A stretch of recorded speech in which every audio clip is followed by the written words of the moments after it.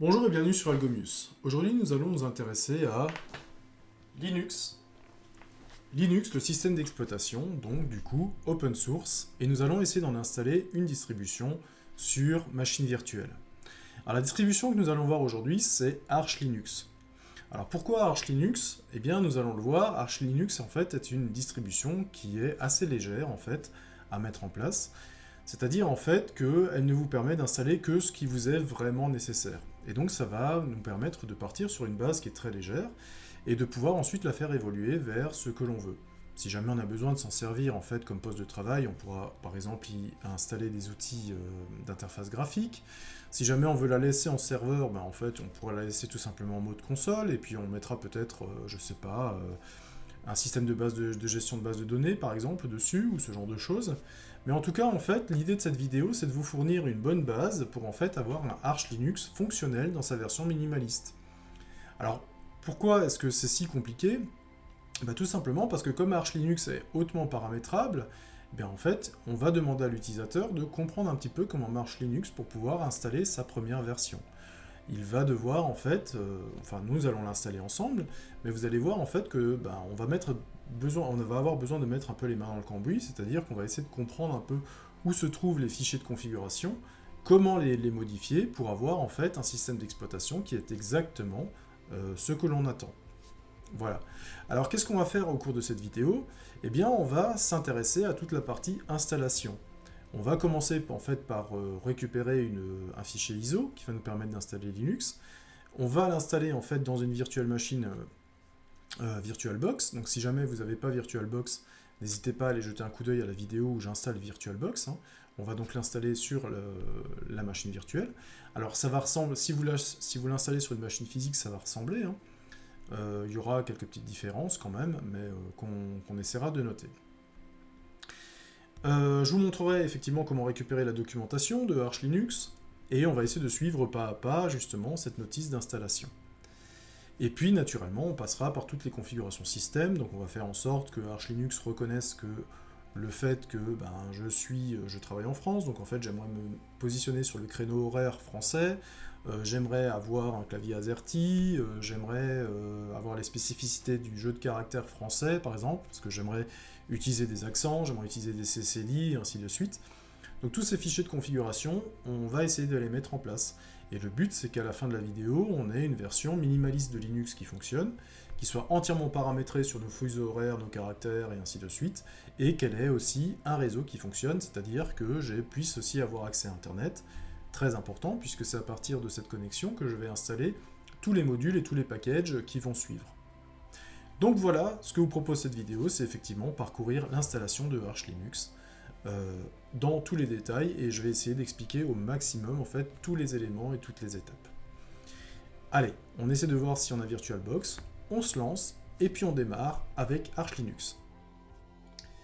C'est donc parti pour cette installation minimaliste d'Arch Linux. Alors, d'abord, on pourrait se poser la question, en fait, Arch Linux, c'est quoi?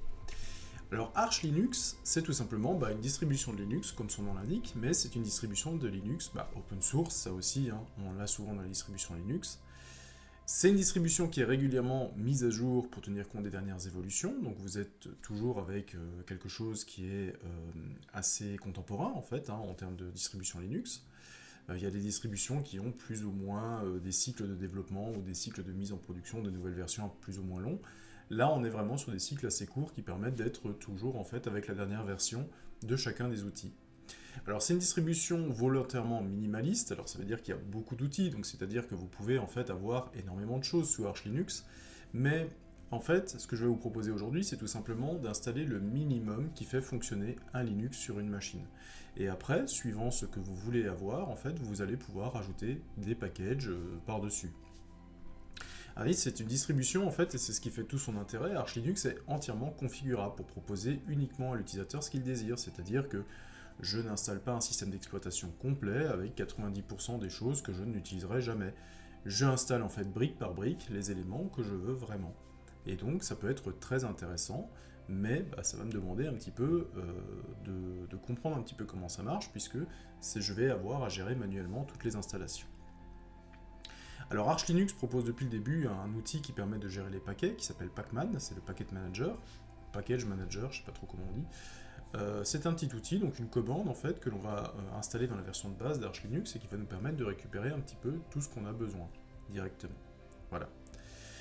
Ces paquets, en fait, ils sont consignés dans ce qu'on appelle l'Arch User Repository, AUR, dont la gestion est pratiquée par la communauté, c'est-à-dire en fait que vous avez une communauté autour de Arch Linux qui maintient les différents packages, qui s'occupe des corrections de bugs, qui s'occupe des évolutions et qui propose en fait toujours de nouvelles choses.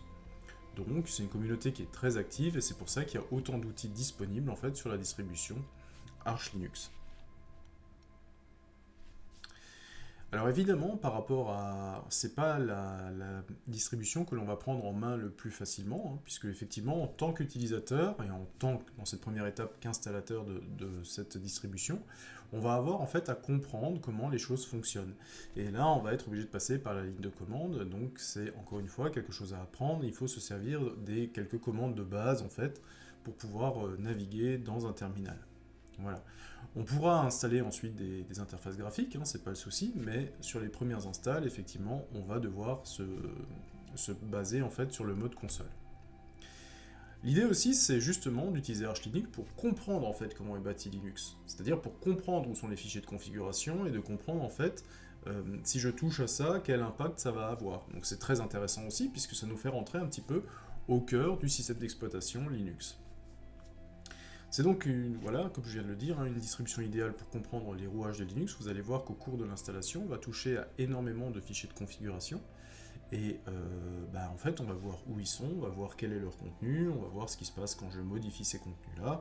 On va tout de suite avoir des impacts directement sur la session sur laquelle on est. Donc, l'idée, c'est qu'effectivement, Arch Linux est vraiment un OS très intéressant pour des gens qui veulent vraiment paramétrer leur OS exactement comme ils le désirent, puisque vous n'allez avoir que ce dont vous avez vraiment besoin. Donc, vous allez avoir besoin d'une version minimaliste de base, hein, qui va avoir le besoin du minimum pour faire tourner Linux, et après, en fait, vous pouvez partir dans différentes orientations selon vos besoins. Voilà. Vous pouvez vraiment rester sur les parties qui vous intéressent. La contrepartie, c'est que effectivement, si vous pouvez tout configurer vous-même, ça veut dire que c'est à vous de gérer votre système d'exploitation de ce côté-là. Et donc, il va falloir comprendre comment ça fonctionne. Il va falloir comprendre l'arborescence mise en place, il va falloir savoir où sont les différents éléments à modifier, et il va falloir connaître un petit peu les commandes de base, et aussi savoir utiliser un petit éditeur de texte en ligne, comme Vim ou comme Nano, par exemple. On utilisera Vim par exemple dans cette vidéo, mais ça selon les préférences, vous pouvez naturellement en utiliser d'autres. Alors pour faire un petit historique, pour savoir un petit peu d'où vient cette distribution Arch Linux, alors le projet Arch Linux il naît en 2001 sous l'impulsion de Judd Winnet, qui est un développeur informatique. Et l'idée de base en fait de cette distribution, c'est que le développeur, donc Judd, voit qu'il y a des distributions minimalistes de Linux qui existent, comme Slackware, BSD ou Crux à l'époque, mais il aimerait en fait améliorer l'aspect de gestion des packages, c'est-à-dire que l'installation des différents éléments, ou des différentes évolutions du système, ou des modules dont on a besoin, il trouve que c'est pas très pratique, et donc il aimerait en fait vraiment un Linux minimaliste, mais auquel on puisse vraiment rajouter des modules très facilement. Et donc dès les premières versions de Arch Linux, eh bien l'outil Pacman, enfin la commande Pacman si vous voulez, qui vous permet de récupérer les différents modules, est mise en place. Alors l'outil Pacman est programmé en C, donc c'est aussi le langage de programmation qui a été utilisé à la base pour développer Unix, donc on reste sur le même type de langage. Et donc en fait l'outil Pacman est présent depuis les premières versions d'Arch Linux et nous permet donc de facilement récupérer les packages dont nous pourrions avoir besoin. Alors rapidement une communauté s'est formée autour de la distribution et en 2005 il y a eu la naissance de ArchWiki, donc la documentation complète de Arch Linux qui est encore disponible aujourd'hui et qui permet en fait de récupérer une quantité folle d'informations sur ce système d'exploitation et qui nous permet, comme aujourd'hui j'ai besoin d'installer ce projet, je vais retrouver en fait une fiche complète d'installation de mon projet. Alors en 2007, le créateur originel Judd Winnet se retire et c'est Aaron Griffin qui prend le relais. Donc changement de lead, mais effectivement la distribution reste dans son optique minimaliste et ajoute facilement de nouveaux packages. Et en 2023, Arch Linux est migré vers un répertoire GitLab, donc il peut maintenant être récupéré directement sur GitLab, donc en fait il est associé à Git. Voilà un petit peu l'historique pour savoir d'où vient cette distribution et quels en sont les points forts qu'on va essayer de démontrer au cours de cette installation. Alors, de quoi je vais avoir besoin pour cette installation? Comme je vous l'ai dit, si jamais vous voulez installer Arch Linux de votre côté, vous pouvez effectivement retrouver sur le site wiki.archlinux.org, alors je vais juste le prendre sous les yeux. Alors on va déjà aller sur archlinux.org, voilà, qui est ici, et Home, voilà. Donc quand vous arrivez sur archlinux.org, voilà, vous avez en fait directement les dernières évolutions qu'il y a eu sur le langage. Et là en haut dans les menus, eh bien, vous avez par exemple le wiki qui va vous servir en fait à visualiser toutes les documentations qui vont vous permettre de bien démarrer avec cette distribution. Donc sur le wiki, vous avez sur la distribution une explication de ce que c'est qu'Arch Linux, les questions fréquemment posées, et vous avez effectivement l'installation guide, c'est un petit peu le guide que l'on va suivre aujourd'hui. Donc l'installation guide qui est ici, hop, je vais cliquer dessus, et là vous allez avoir toutes les étapes qui vont me permettre de récupérer au départ l'image de Arch Linux et de l'installer. Alors moi ce que je vais vous proposer, donc l'installation voit les différentes installations possibles, vous pourriez très bien les installer sur une machine physique. Moi aujourd'hui je vais vous montrer comment on fait une installation sur une VM, et donc je vais utiliser VirtualBox pour installer en fait ma distribution Arch Linux. Donc il y a des choses qui vont un petit peu différer parce que je suis sur une machine virtuelle, mais le gros de l'installation va rester identique. Ok, donc on va essayer de suivre les étapes une à une, et on va voir en fait que le découpage en étapes il est plutôt logique. Donc Arch Linux, comme c'est une installation minimaliste que je vais faire avec vous, on n'est pas... eh bien en fait on sait que Arch Linux peut fonctionner sur des architectures 64 bits, donc là en 2025 il n'y a pratiquement plus que ça, avec un minimum de 512 mégaoctets de RAM. Ok, donc on voit en fait qu'il se contente de très peu, pour pouvoir, après si jamais ça dépend ce que vous voulez faire avec, mais la version de base se contente facilement de 512 mégas de RAM. Donc la première chose à récupérer, c'est le fichier image, c'est l'image en fait qui va contenir justement le système d'exploitation Arch Linux. Et celui-là, on le récupère encore une fois sur archlinux.com. Donc là, on va cette fois-ci, on est dans l'installation guide, on a en haut dans la partie, on peut aller dans la partie download, qui est ici. Et là, vous avez un download qui va vous permettre de récupérer Arch Linux selon en fait l'usage que vous voulez en faire. Donc vous pouvez récupérer, voilà, si vous avez besoin d'une image pour Docker, si vous avez besoin pour le WSL, voilà, vous pouvez le récupérer. Nous, ce qui va nous intéresser, c'est une image ISO que l'on va pouvoir utiliser dans la machine virtuelle, VirtualBox. Donc je vais descendre un petit peu, moi je suis en France, donc je vais prendre en fait un miroir français, je vais prendre le premier qui est ici, et ce que je vais récupérer, c'est le fichier ISO, qui va être utilisé justement pour mon 2511, alors je sais pas laquelle je vais prendre. Je pourrais prendre une des deux. Le 1.11 2025.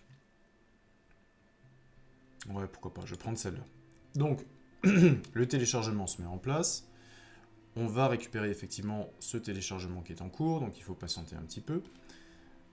Donc, en patientant, vous voyez qu'effectivement, je peux le récupérer. Il y a plusieurs sites miroirs, c'est pour ça il y a une grande communauté, donc il y a beaucoup de ressources qui vous permettent de mettre ça à disposition. Si jamais vous partez sur un autre protocole, voilà, n'hésitez pas à regarder un petit peu là-dedans et récupérer en fait ce qui vous convient vraiment. Si jamais vous voulez l'installer sur une machine physique, comment ça va se passer? Vous aurez en fait à l'installer sur une clé USB et à booter sur la clé USB en fait sur laquelle vous pouvez l'installer, ou alors graver un DVD. Il y a plusieurs solutions possibles. Et donc on le démarre directement sur le lecteur en fait où se trouve Linux. Et donc la première fois ça va démarrer sur le lecteur. Alors ça c'est quelque chose que je vais faire aussi. On va aussi installer Linux sur une version physique, quand j'arriverai à me dégager un petit peu de temps. Là pour l'instant on va vraiment essayer de voir sa version machine virtuelle. On va revenir peut-être sur la partie aussi installation pour être sûr que l'installation guide, donc là on en est là, Acquire the installation image, donc on va récupérer ça et puis ensuite on va commencer petit à petit à utiliser cette image. Ok, donc en attendant la fin du téléchargement, moi je vais ouvrir j'ai ouvert ici Oracle VirtualBox, donc si jamais vous en avez besoin, ben, n'hésitez pas à aller le récupérer, si vous voulez faire comme moi. Si vous ne savez pas comment s'installe Oracle VirtualBox, j'ai aussi une vidéo sur ma chaîne qui parle de ça, donc n'hésitez pas à aller la consulter pour en être au même point que moi maintenant. Donc ici, qu'est-ce que je vais faire? Je vais créer en fait une nouvelle installation. Voilà. Alors moi j'ai déjà une Arch Linux qui existe, donc en fait je vais créer une Arch Linux 2. Le but aussi pour moi ça va être de créer des machines virtuelles, plusieurs machines virtuelles, et de pouvoir en fait voir comment est-ce qu'elles fonctionnent en réseau ensemble. Donc j'ai un Arch Linux 2 qui est ici. Ok. C'est le folder. Ouais, ok, très bien. Alors l'image ISO, ben, elle vient d'être téléchargée. Hop. Donc là, j'ai mon fichier ISO qui est dans les téléchargements. Je vais donc en fait l'installer dans un répertoire. Voilà. Ici. Je vais l'installer. Hop. Enfin, je vais la copier, pardon, je ne vais pas l'installer, je vais la copier ici. Ah, il m'a rajouté un 1. C'est que je l'avais déjà téléchargé. Ok. Donc là, c'est mon image ISO, en fait, c'est l'image en fait du système d'exploitation que je vais installer. Donc maintenant, je vais juste la démarrer dans VisualBox et je vais en fait en démarrer l'installation. Alors je reviens dans VisualBox, on me demande de sélectionner l'image ISO, ok, donc je vais la chercher. Je vais la récupérer dans Arch Linux image 2, c'est là où je l'ai copiée. Normalement, les autres champs devraient être renseignés à partir de l'image que j'ai sélectionnée. Là, on voit qu'il a renseigné Linux, Arch Linux et un Arch Linux 64 bits. Normalement, ça devrait être bon. Ça, il le récupère en fonction de l'image. Alors, de quoi j'ai besoin? Là, pour l'instant, non. Ça, je vais laisser comme ça. Alors, le hardware, c'est-à-dire, c'est quelles sont les ressources que je vais lui mettre à disposition. Alors, je vais lui mettre 2 Go de mémoire vive à disposition et je vais lui mettre un processeur. Je pense que ça suffira largement pour ce que j'ai à faire. Et en mémoire hard drive, je vais lui mettre en fait tout simplement 100 Go. Voilà, qu'on a un petit peu. Oh, 100 Go, c'est beaucoup. Bon, c'est pas grave, allez, on va mettre 100 Go.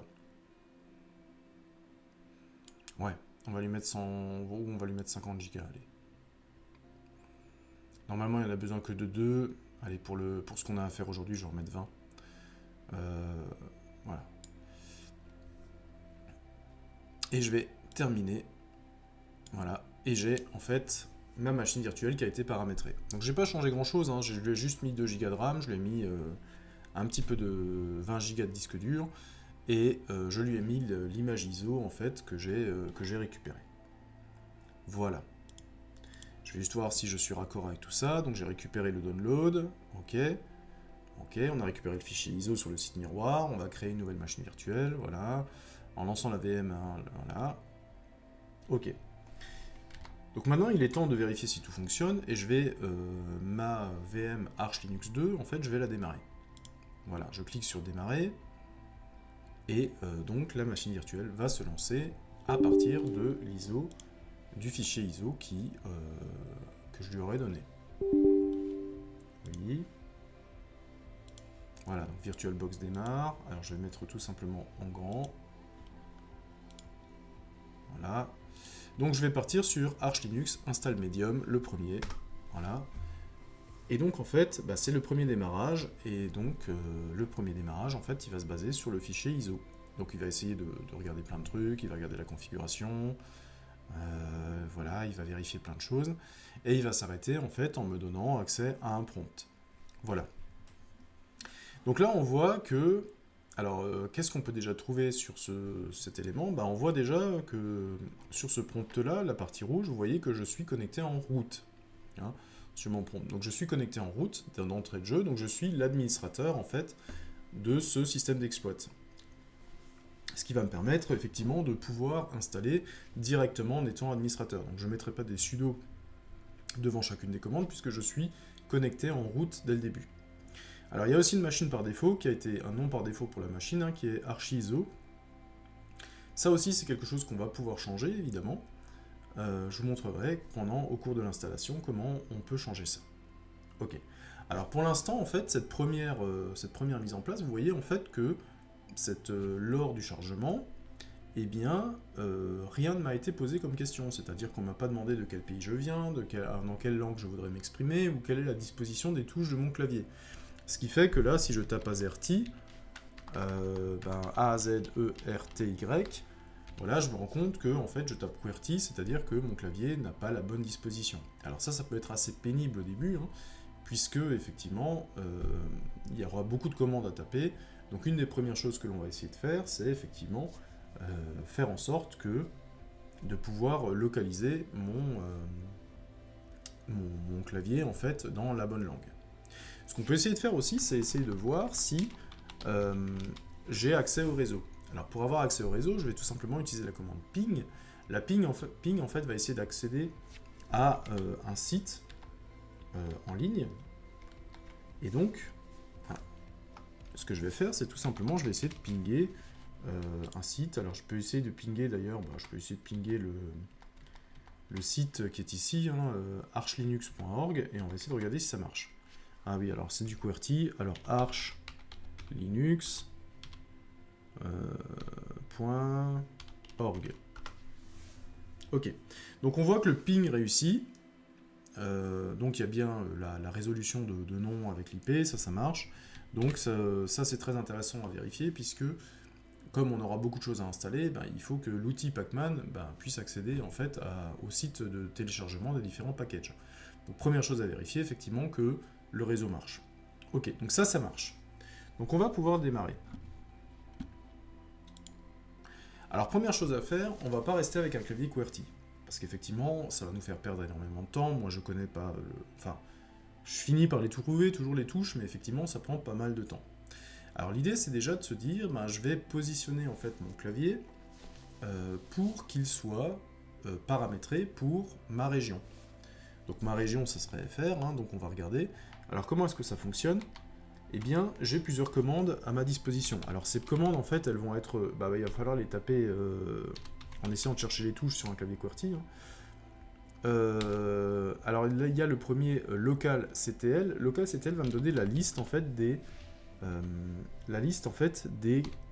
dispositions de clavier disponibles. Et donc, ah oui, maps.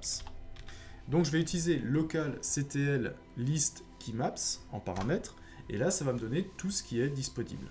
Alors moi je vais chercher un truc qui ressemble à du français. Là j'ai FR, hein, alors vous avez FR ou FR latin 1 ou quelque chose comme ça.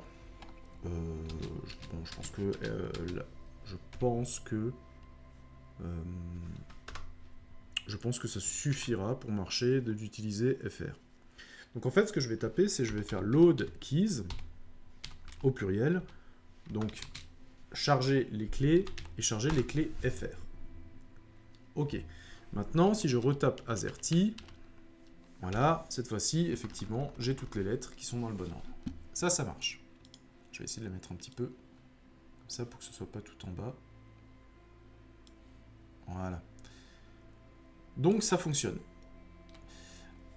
Alors le problème de load keys, tout simplement, c'est que il est lié en fait à la session dans laquelle je suis. Ça veut dire que si maintenant je coupe ma machine et que je la relance, eh bien ma machine sera de nouveau en QWERTY. Okay, elle n'est pas configurée finalement pour avoir un clavier français. Mais on va voir en fait dans le déroulé de l'installation comment le faire. Mais pour l'instant c'est déjà une première étape. Ça me permet déjà d'utiliser en fait mon clavier tel qu'il est. Ok. Alors maintenant qu'est-ce que l'on va faire? Tout simplement on va commencer à créer la partition sur laquelle en fait on va installer Linux. Alors qu'est-ce que c'est que créer une partition? Eh bien, créer une partition, ça veut dire que le disque dur que j'ai alloué à Linux, tout à l'heure on l'a vu, j'ai mis 20 Go. Sauf que pour l'instant, j'ai alloué effectivement une taille de 20 Go, mais je n'ai pas encore dit en fait quel format va prendre ce disque dur. Alors il y a effectivement plusieurs formats pour les disques durs, parce que la finalité c'est qu'on va mettre des fichiers en fait sur ce disque. Et les systèmes d'exploitation, ils n'ont pas toujours entre Windows et Linux par exemple, eh bien ils n'ont pas la même façon en fait de stocker les fichiers. Qu'est-ce que c'est en fait le but d'un disque dur? C'est de pouvoir stocker les fichiers et de pouvoir aussi les récupérer. Donc ça veut dire que si je veux les stocker et les récupérer, il faut que je trouve un moyen en fait de les indexer d'une certaine façon. C'est-à-dire de pouvoir les retrouver si jamais j'en ai besoin. Et cette façon d'indexer les fichiers ou de pouvoir les retrouver, eh bien, va m'imposer un formatage bien particulier de mon disque. Et donc, je vais être obligé de dire que si j'installe un Linux, eh bien, il faut que mon disque soit formaté pour que Linux puisse retrouver ces fichiers. Voilà. Donc, on va essayer de comprendre un petit peu comment ça marche. Et la première commande que l'on va utiliser, c'est lsblk, qui va me donner en fait la liste des partitions. Ok. Donc, on voit qu'il y a plusieurs partitions qui ont été créées, notamment des partitions pour booter, qui ont été mises en place. Et on voit en fait qu'il y a une partition SDA, qui est ici, qui reprend en fait le disque disponible pour cette distribution. Ok, alors on va utiliser un petit outil qui va nous permettre de formater les disques, et ce petit outil s'appelle fdisk. Fdisk comme format disque. Et donc à fdisk, on va tout simplement dire, fdisk, tu vas formater la partition qui s'appelle dev, et je vais prendre le device, hein, et je vais prendre en fait le device qui s'appelle SDA. Ok, on le voit, c'est ça ma partition de 20 Go que je vais devoir formater. Alors fdisk, c'est un petit outil qui me permet en fait de formater les différents disques dans différents formats, hein, on va le voir. Et alors tout est en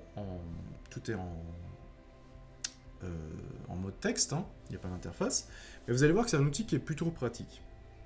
Alors je vais tout simplement taper M pour avoir l'aide sur les commandes. Alors vous voyez que là, toutes les commandes en fait sont associées à une lettre, et on va en utiliser quelques-unes. Alors de quoi on va avoir besoin? M déjà c'est bien pour avoir l'aide, si jamais j'ai un doute, je reviens systématiquement à l'aide, c'est pas mal. Alors qu'est-ce que je peux encore avoir? De quoi je peux avoir besoin? Alors je vais avoir besoin N, par exemple, add new partition. Ok, N va donc créer une nouvelle partition. Ça, c'est exactement ce que je veux faire. Donc cette option N, je vais la garder un petit peu sous le coude. P me donne les partitions actuelles. Print the partition table. Ça veut dire que si jamais j'ai créé une nouvelle partition, je peux voir en fait si elle a vraiment été créée.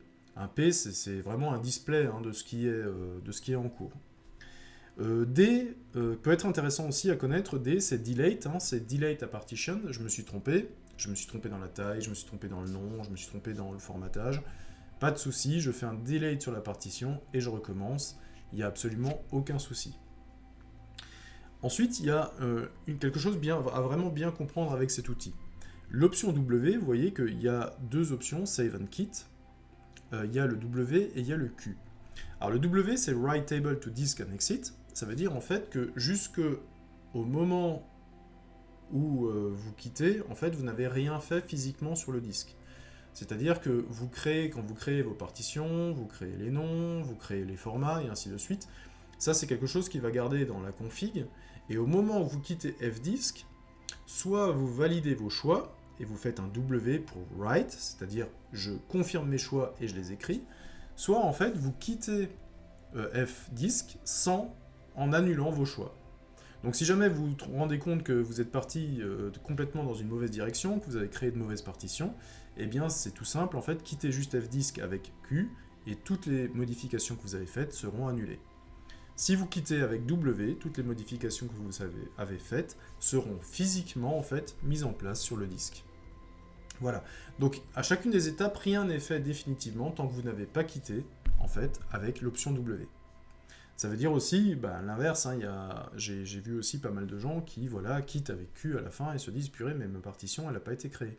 Oui c'est normal. Si vous quittez avec Q, toutes les modifications sont perdues. Ok. Donc, on va se lancer et on va créer notre première partition. Alors, comment je crée ma première partition? On voit bien que la création de partition va se faire avec l'option N. Et ensuite, on va avoir un choix, ça va nous guider tout simplement au travers de différents éléments. Ok. Alors, on va essayer de voir un petit peu comment ça fonctionne. Donc, M for help, donc on va dire, voilà, je vais faire un N pour new partition.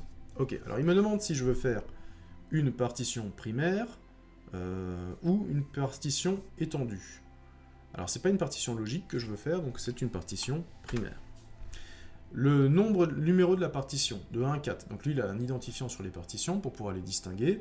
Donc par défaut, en fait, il me propose la prochaine disponible, donc comme je n'ai pas encore créé de partition, il me propose la 1. Donc si jamais je ne rentre rien, il me prend 1 par défaut. First sector, voilà, il me dit en fait quelle est la première adresse mémoire de mon disque. Voilà, first sector, machin. Et donc il me dit, voilà, le disque commence à 2048 et il va jusqu'à machin. Est-ce que vous voulez que par défaut, le début, c'est le début du disque? Oui, je vais laisser 2048 pour qu'il parte vraiment du début de la zone disponible. Et maintenant, il va me dire quelle est la taille, en fait, que je veux utiliser pour mon secteur. Alors là, vous voyez que... alors, je peux mettre la taille, en fait, que je veux. Je peux mettre l'unité que je veux, c'est-à-dire que je peux créer une partition de 2 kg, de mégas, de gigas, de téra, de péta, voilà, par exemple. Et par défaut, en fait, il me donne la fin de la partition. Donc, c'est-à-dire que si je tape entrée ici, eh bien, toute la place va être utilisée, en fait, par la partition, par la même partition. Donc ça, je veux pas. Ça, je veux pas. Moi, je voudrais par exemple, qu'il me prenne uniquement 15 gigas, par exemple. Donc, comment je fais pour qu'il me prenne que 15 gigas? J'aurais peut-être pas dû faire ça, d'ailleurs. J'aurais peut-être dû faire la swap d'abord. Ouais. On va revenir sur la swap d'abord, comme ça on pourra donner l'intégralité de la table tout à l'heure. Donc c'est pas grave, hein, je vais faire tout simplement comme ça. Ici je vais voir qu'il m'a créé une print SDA1 et moi je vais utiliser en fait l'option delete. Partition 1 has been deleted.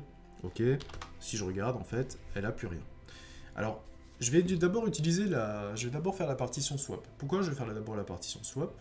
Et à quoi ça sert déjà une partition swap?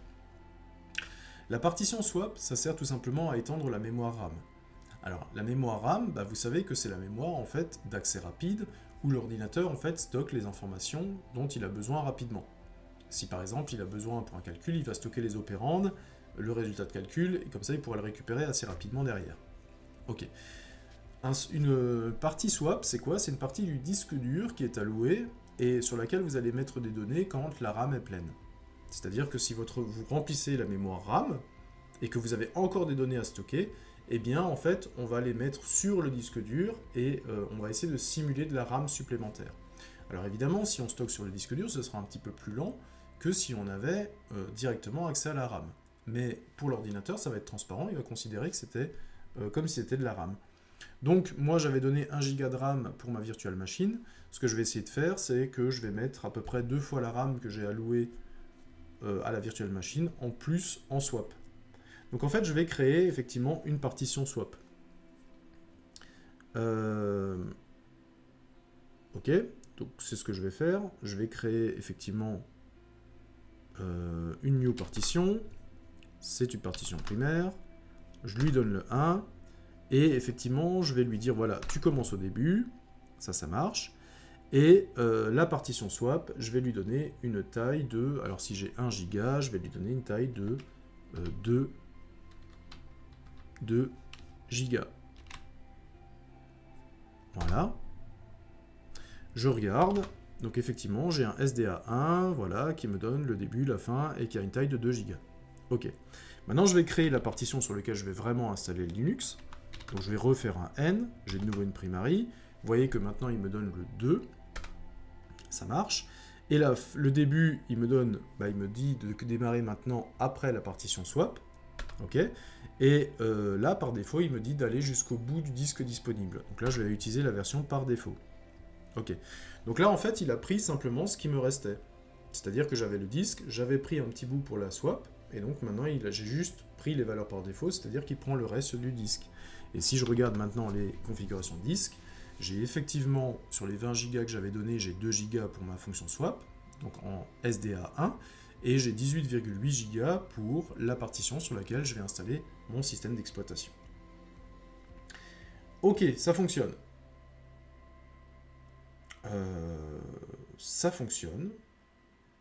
Ok, elle est de type Linux. Alors, elles sont toutes les deux de type Linux. Donc ça, c'est un petit peu embêtant, parce que ma fonction, ma SDA2, elle est bien en Linux. Hein. Ça, c'est aucun problème. Par contre, la première, c'est un swap. Je vais voir si je peux pas changer. Est-ce que c'est ici que je le change, ou est-ce que c'est ici? Ouais, c'est ici que je vais le changer. Alors la fonction L, je vais juste reprendre la commande, la fonction L, elle me dit list known partition types. C'est-à-dire qu'on va demander à fdisk, en fait, quels sont les types de partitions que tu connais. Et si je descends un petit peu en bas, donc là vous avez énormément de types de partitions, et en bas vous avez des alias en fait sur les partitions qui sont souvent données. Donc par défaut en fait il va donner la partition Linux, ok. Et on voit que pour la fonction swap en fait il y a une valeur 82. Donc si jamais je donne l'identifiant 82 à ma partition swap, eh bien Linux va comprendre que justement cette partition est destinée à être une destination swap. Ok, alors, comment est-ce que je fais pour le changer? Je vais trouver la commande petit t. Alors attention, il y a petit t et grand t. Hein. Petit t, change a partition type. Ok, donc je vais utiliser la commande t. Partition de number que je veux changer. Alors, si jamais je remonte, hein, je vois que la partition swap, c'est la première que j'ai déclarée, donc elle a le numéro 1. Donc c'est la partition 1 que je veux changer. Xcode or alias, donc là je vais changer le code, et je sais qu'effectivement, j'avais dit que c'était la partition 82. Et maintenant, si jamais je fais un print, eh bien je vois que ma partition SDA1, elle est en Linux swap, et que ma partition SDA2, elle est en Linux. Voilà. Donc maintenant, les partitions, elles ont bien le bon identifiant. J'ai bien ce qu'il me faut, en fait, tout simplement, pour pouvoir continuer sereinement. Est-ce que j'ai tout fait? Oui, on a mis la partition swap correctement, on a fait un P pour vérifier, et donc maintenant j'arrive à la fin de ce que j'ai à faire avec fdisk, et donc il faut faire attention maintenant, lorsque je quitte avec fdisk, il faut bien que je fasse attention que cette fois-ci je quitte bien avec l'option W write table to disk and exit, parce que si je quitte avec Q, toutes mes modifications seront perdues. Donc je vais faire un W, je lance, et vous voyez que j'ai un petit message qui me dit The partition table has been altered, calling IOCTL to reread partition tables. Voilà. Donc les partitions sont là. Si jamais je me suis trompé, je peux revenir dans fdisk et je pourrais faire des delays de partition et recommencer à zéro. Mais pour l'instant, eh bien, mes partitions sont là. Alors comment je peux vérifier? Je vais tout simplement faire la commande lsblk. Et lsblk, vous voyez que maintenant, mon disque SDA, il est divisé en deux. Il y a SDA1 qui fait 2 Go et SDA2 qui fait 2 Go aussi. Okay, mais ça, c'est uniquement l'allocation de place pour l'instant. C'est-à-dire que le partitionnement n'a pas été fait, ces éléments n'ont pas été organisés pour que je puisse maintenant y installer un système de fichiers en fait pour Linux. Tout simplement, ces éléments sont là, mais n'ont pas encore le bon formatage, n'ont pas encore comment j'allais dire, un petit peu les règles de sauvegarde en fait des différents fichiers. Donc ça, on va y venir. Alors on va y venir directement. Nos partitions sont créées, mais elles ne sont pas formatées. Elles ne contiennent donc pas les règles qui vont permettre d'avoir un file system en fait qui est sauvegardé dessus. Donc le formatage, c'est une étape essentielle pour pouvoir mettre en place le système de fichiers. Donc c'est une étape qu'il faut faire en fait avant de faire l'installation de Linux proprement dite, puisque effectivement le système en fait va justement s'installer sur le disque dur. Alors ça va permettre d'organiser l'espace disk pour pouvoir stocker les données et pour pouvoir les récupérer, hein, c'est très important. D'ailleurs on le sait, c'est par exemple quand on fait de la programmation, c'est un peu le principe d'une variable en fait, de stocker quelque chose en mémoire et de pouvoir le récupérer. Et si vous avez déjà programmé, vous savez que derrière les variables, eh bien, il y a aussi la notion d'adresse. Hein. Chaque variable en fait pointe vers un espace mémoire, et donc quand j'ai une variable, en fait, ce que j'essaie de faire, c'est de retrouver en fait la valeur qui se trouve dans la mémoire, qui est en fait labellisé par ce nom de variable. Alors nous, ce que l'on va faire, c'est essayer d'installer un Linux. Donc Linux utilise un formatage EXT, alors EXT 4 pour les dernières versions, et donc il va falloir que la partition que je vais utiliser pour installer Linux, il faut que je la formate en fait correctement dans cette extension. Et donc je vais utiliser la commande mkfs. Alors pareil, hein, toutes les commandes que j'utilise, si jamais vous avez besoin d'en savoir plus, vous pouvez utiliser la commande man. Alors si je mets un man, mais mkfs, voilà, ça m'explique tout simplement que mkfs, ça permet de construire un file system pour Linux. Bon, c'est exactement ce que je veux. Ça tombe bien. Voilà. Donc, effectivement, on peut être en Ext2, en Ext3, en Ext4. Nous, on va le compiler en Ext... Enfin, on va le formater en Ext4. Vous voyez que là, en bas, hein, vous avez tous les éléments, là, MKFS Ext3, Ext4, Ext2. Donc, on va quitter, et on va dire tout simplement, voilà... donc, le SDA1, c'est mon swap. Le SDA2, c'est là où je vais installer Linux. Donc, ce que je vais faire, c'est que je vais faire un mkfs.ext4 sur dev SDA2. Voilà. Ok, je lance. Alors, qu'est-ce qu'il me dit? Creating file system with machin, file system UUID. Alors ça, on va revenir dessus, hein, on en parlera souvent.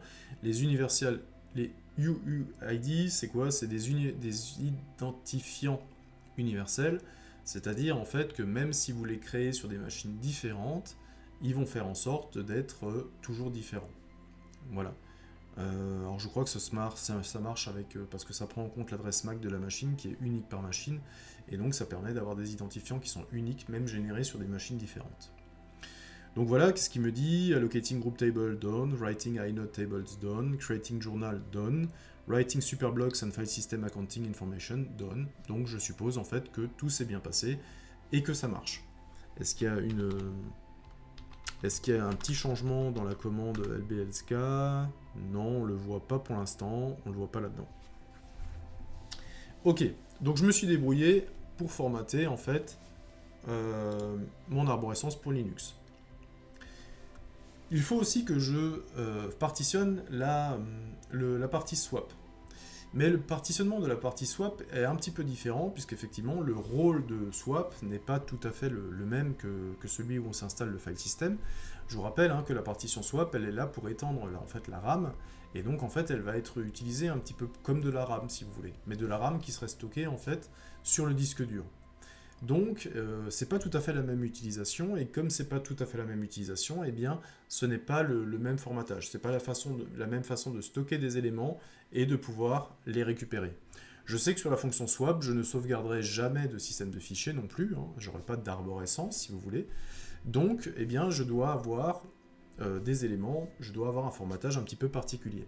Et là aussi, on a un outil qui nous permet sous Linux de faire ça, c'est l'outil mkswap. Et donc mkswap, vous voyez ce que ça fait, mkswap, setup à Linux swap area. Bah, c'est exactement ce qu'on veut faire. On veut effectivement créer une zone de swap en fait pour Linux pour pouvoir étendre un petit peu la RAM.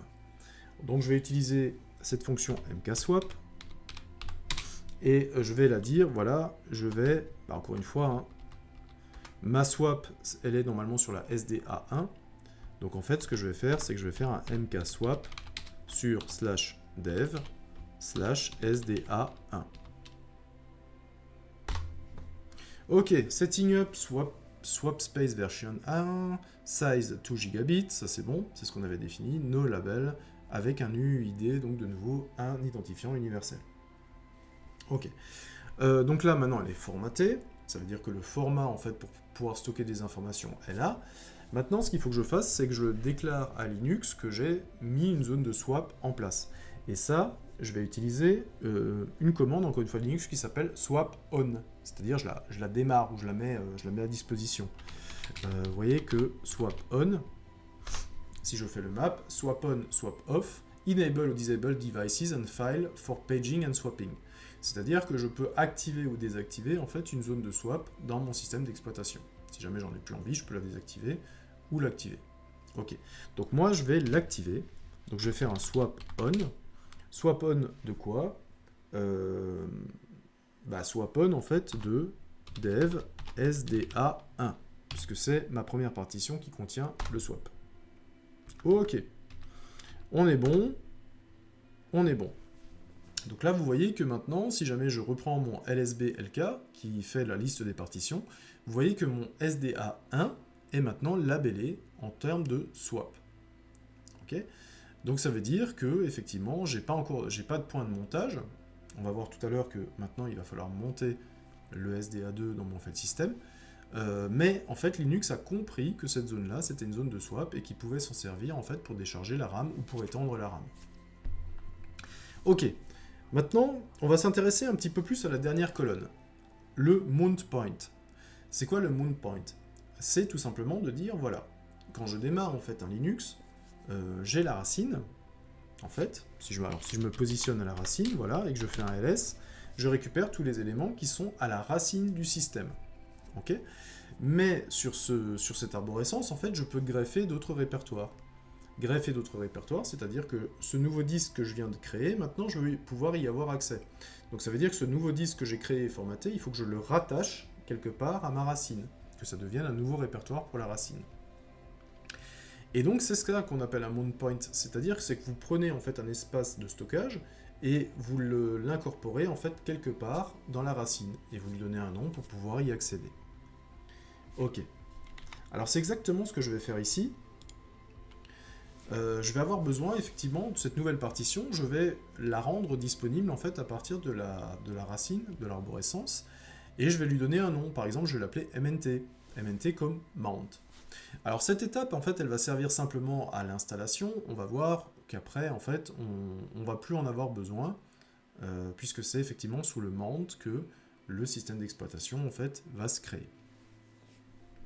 Alors c'est exactement ce que je vais faire, je vais donc dire voilà, le système d'exploitation, le SDA2 que j'ai ici, je vais dire, voilà, ops, mount, je vais monter le device SDA2, ok, et je vais l'appeler /mnt. Alors je regarde, hein, en fait, à la racine, j'ai aucun répertoire qui s'appelle mnt, donc c'est bon, je peux l'utiliser. Donc je vais faire mount, voilà. Et à partir de ce moment-là, eh bien, je vois que maintenant, je vais avoir un répertoire. Bah, il est où? Il n'est pas là. /mnt. Voilà, je suis sous le répertoire mount.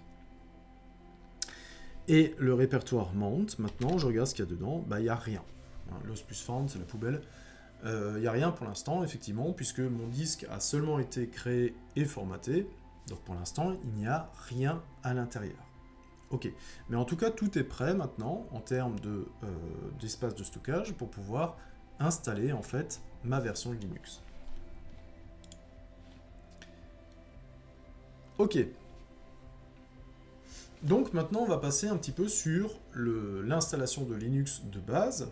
Hein, au début, là, on s'est vraiment intéressé plutôt à l'aspect matériel en fait. Hein, on s'est installé des partitions pour le file system et maintenant, en fait, on va récupérer notre version de base de Linux. Ok. Donc, la première chose que l'on va faire, c'est qu'on va récupérer en fait le code de base de Linux. Et pour ça, eh bien, on va utiliser une commande qui s'appelle backstrap. Alors, on avait parlé de pacman tout à l'heure, qui était en fait la commande qui permettait de récupérer des packages. On a une commande qui s'appelle packstrap, qui permet de récupérer la version de base de Linux. Et donc, ça me permet de créer une nouvelle installation dans le répertoire donné. Alors, moi, je suis déjà dans mount, dans MNT, hein, et c'est là-dedans, en fait, que je vais créer ma version de base de Linux. Alors, si je lui donne pas d'argument à packstrap, eh bien, elle va me créer, en fait, tout simplement, elle va me prendre les packages de base et elle va me les installer. Si j'ai besoin d'autres petits packages, je vais sûrement avoir besoin rapidement d'autres packages, je peux les passer à packstrap aussi et il va les installer. Par exemple, j'ai peut-être besoin d'un éditeur de texte assez rapidement, comme Vim ou Nano, qui vont me permettre de modifier des fichiers de texte dans l'arborescence de Windows et de le faire en ligne de commande. Donc je vais en profiter en fait pour les installer également, et comme ça ce sera déjà en place. Si jamais vous oubliez de mettre quelque chose en place, pas de souci, hein, on pourra toujours les récupérer avec pacman dans un second temps. Donc, si je regarde un petit peu ce que fait packstrap, man packstrap, voilà, ça vous dit packstrap install packages to the specific new root directory. Voilà, donc mon new root directory, c'est le mount, c'est là-dedans que je vais installer mon Linux, et donc tout simplement, je vais utiliser packstrap pour tout installer. Donc je vois bien qu'ici c'est vide, ça marche, et donc je vais utiliser packstrap, ok, packstrap, je vais faire quoi? Je vais tout installer dans le répertoire mount. Ça c'est bon. Je vais installer la base, je vais installer Linux, je vais installer Linux firmware. Je vais installer aussi Vim et Nano, qui sont des éditeurs de texte qui vont me permettre de modifier des fichiers. Ok, et je lance. Alors là, ça peut prendre un petit peu de temps, hein, puisqu'il y a pas mal de packages. Donc là, ça démarre un petit peu. On récupère plein de choses. Vous voyez que ça commence à charger. Donc on récupère ici, à ce moment-là, notre Linux de base. C'est pour ça que c'était très important de commencer par faire un ping tout à l'heure, pour vérifier effectivement si vous avez un accès réseau. Alors si vous êtes comme moi sur VM et que vous n'avez pas d'accès réseau, il se peut peut-être en fait que ce soit votre type de réseau qui soit mal configuré. Donc là il faut peut-être aller voir sur la partie... Hop, je vais aller voir. J'essaie de pas tout casser. La configuration de votre Arch Linux. Et sur la partie réseau, vérifiez bien que vous êtes en NAT ici. Il y a d'autres éléments en fait que vous pouvez sélectionner ici et qui ferait que la VM en fait n'a pas accès à Internet.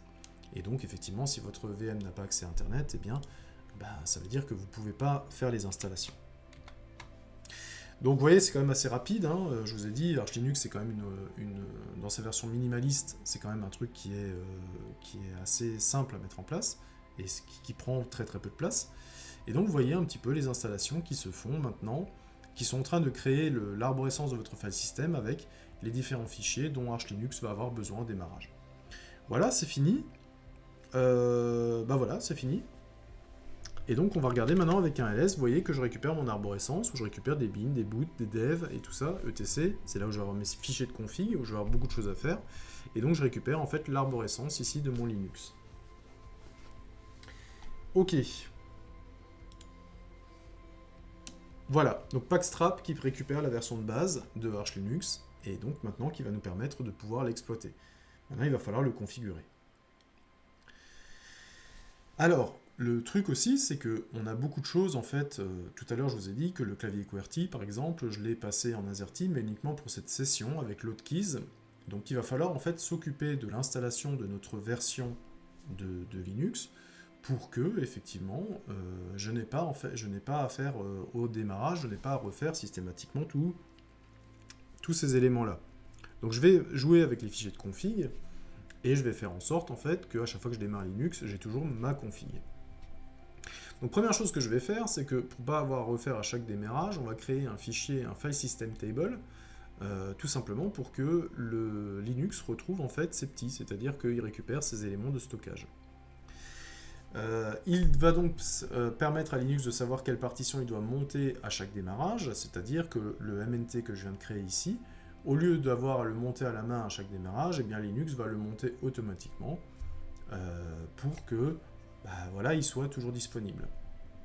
Donc ça, je vais le faire, et encore une fois, j'ai une commande qui me permet de le faire, la commande gen fstab. Alors fstab, c'est le file system table, hein, et le gen fstab va me permettre de générer ce fichier. Donc il va le générer automatiquement, donc j'ai pas grand chose à faire, je vais juste regarder ensuite ce qui aura été généré. Donc normalement, ce fichier se trouve dans etc fstab. Ok. Donc là, par exemple, si je vais dans etc, je fais un ls, là pour l'instant, je m'aperçois que le fstab, si je l'ai, qu'est-ce qu'il y a dedans? Il est vide.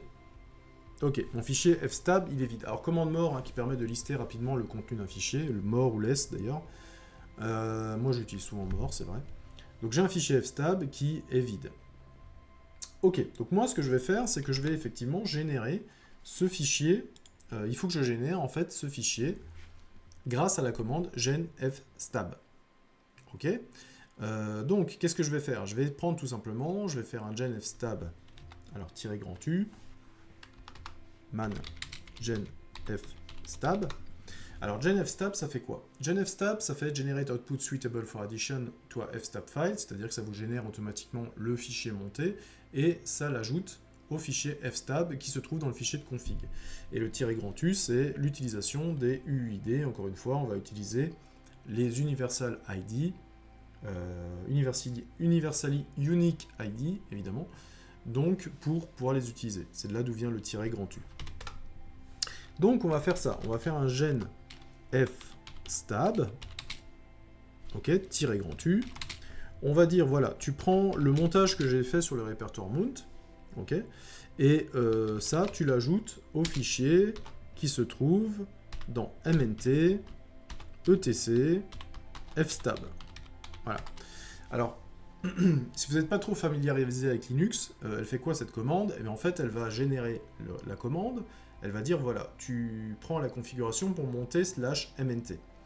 Et les doubles supérieurs, là, tout simplement, ça veut dire tu ajoutes à la fin du fichier mnt-etc/fstab le résultat de la commande genfstab. Ok, c'est en fait ce qu'on appelle une redirection de sortie standard, hein. Si jamais je tape juste la commande, je vais avoir les résultats de la commande sur le terminal. En mettant supérieur, eh bien, le résultat de la commande est redirigé en fait vers le fichier.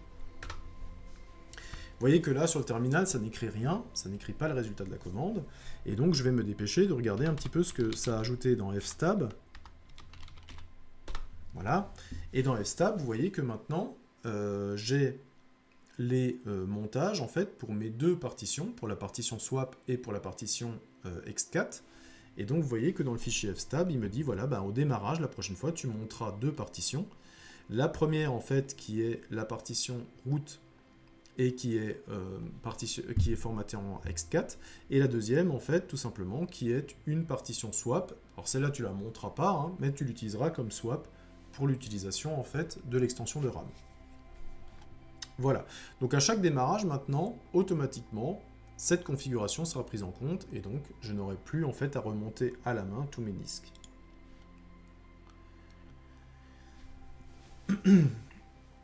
Alors on voit aussi qu'on vient d'installer notre système dans le répertoire mount. Alors ce répertoire est donc à la racine de notre système de fichiers, par contre c'est dans ce répertoire qu'on est en train d'installer Linux. Normalement en Linux en fait la racine par défaut c'est justement c'est le slash. Mais le problème ici c'est que nous, notre système d'exploit en fait il est maintenant stocké dans /mount. Alors pour continuer l'installation, ce que je vous propose de faire, c'est qu'on va on va créer en fait un processus qui va considérer que la racine de mon Linux maintenant n'est plus slash, mais est /mnt.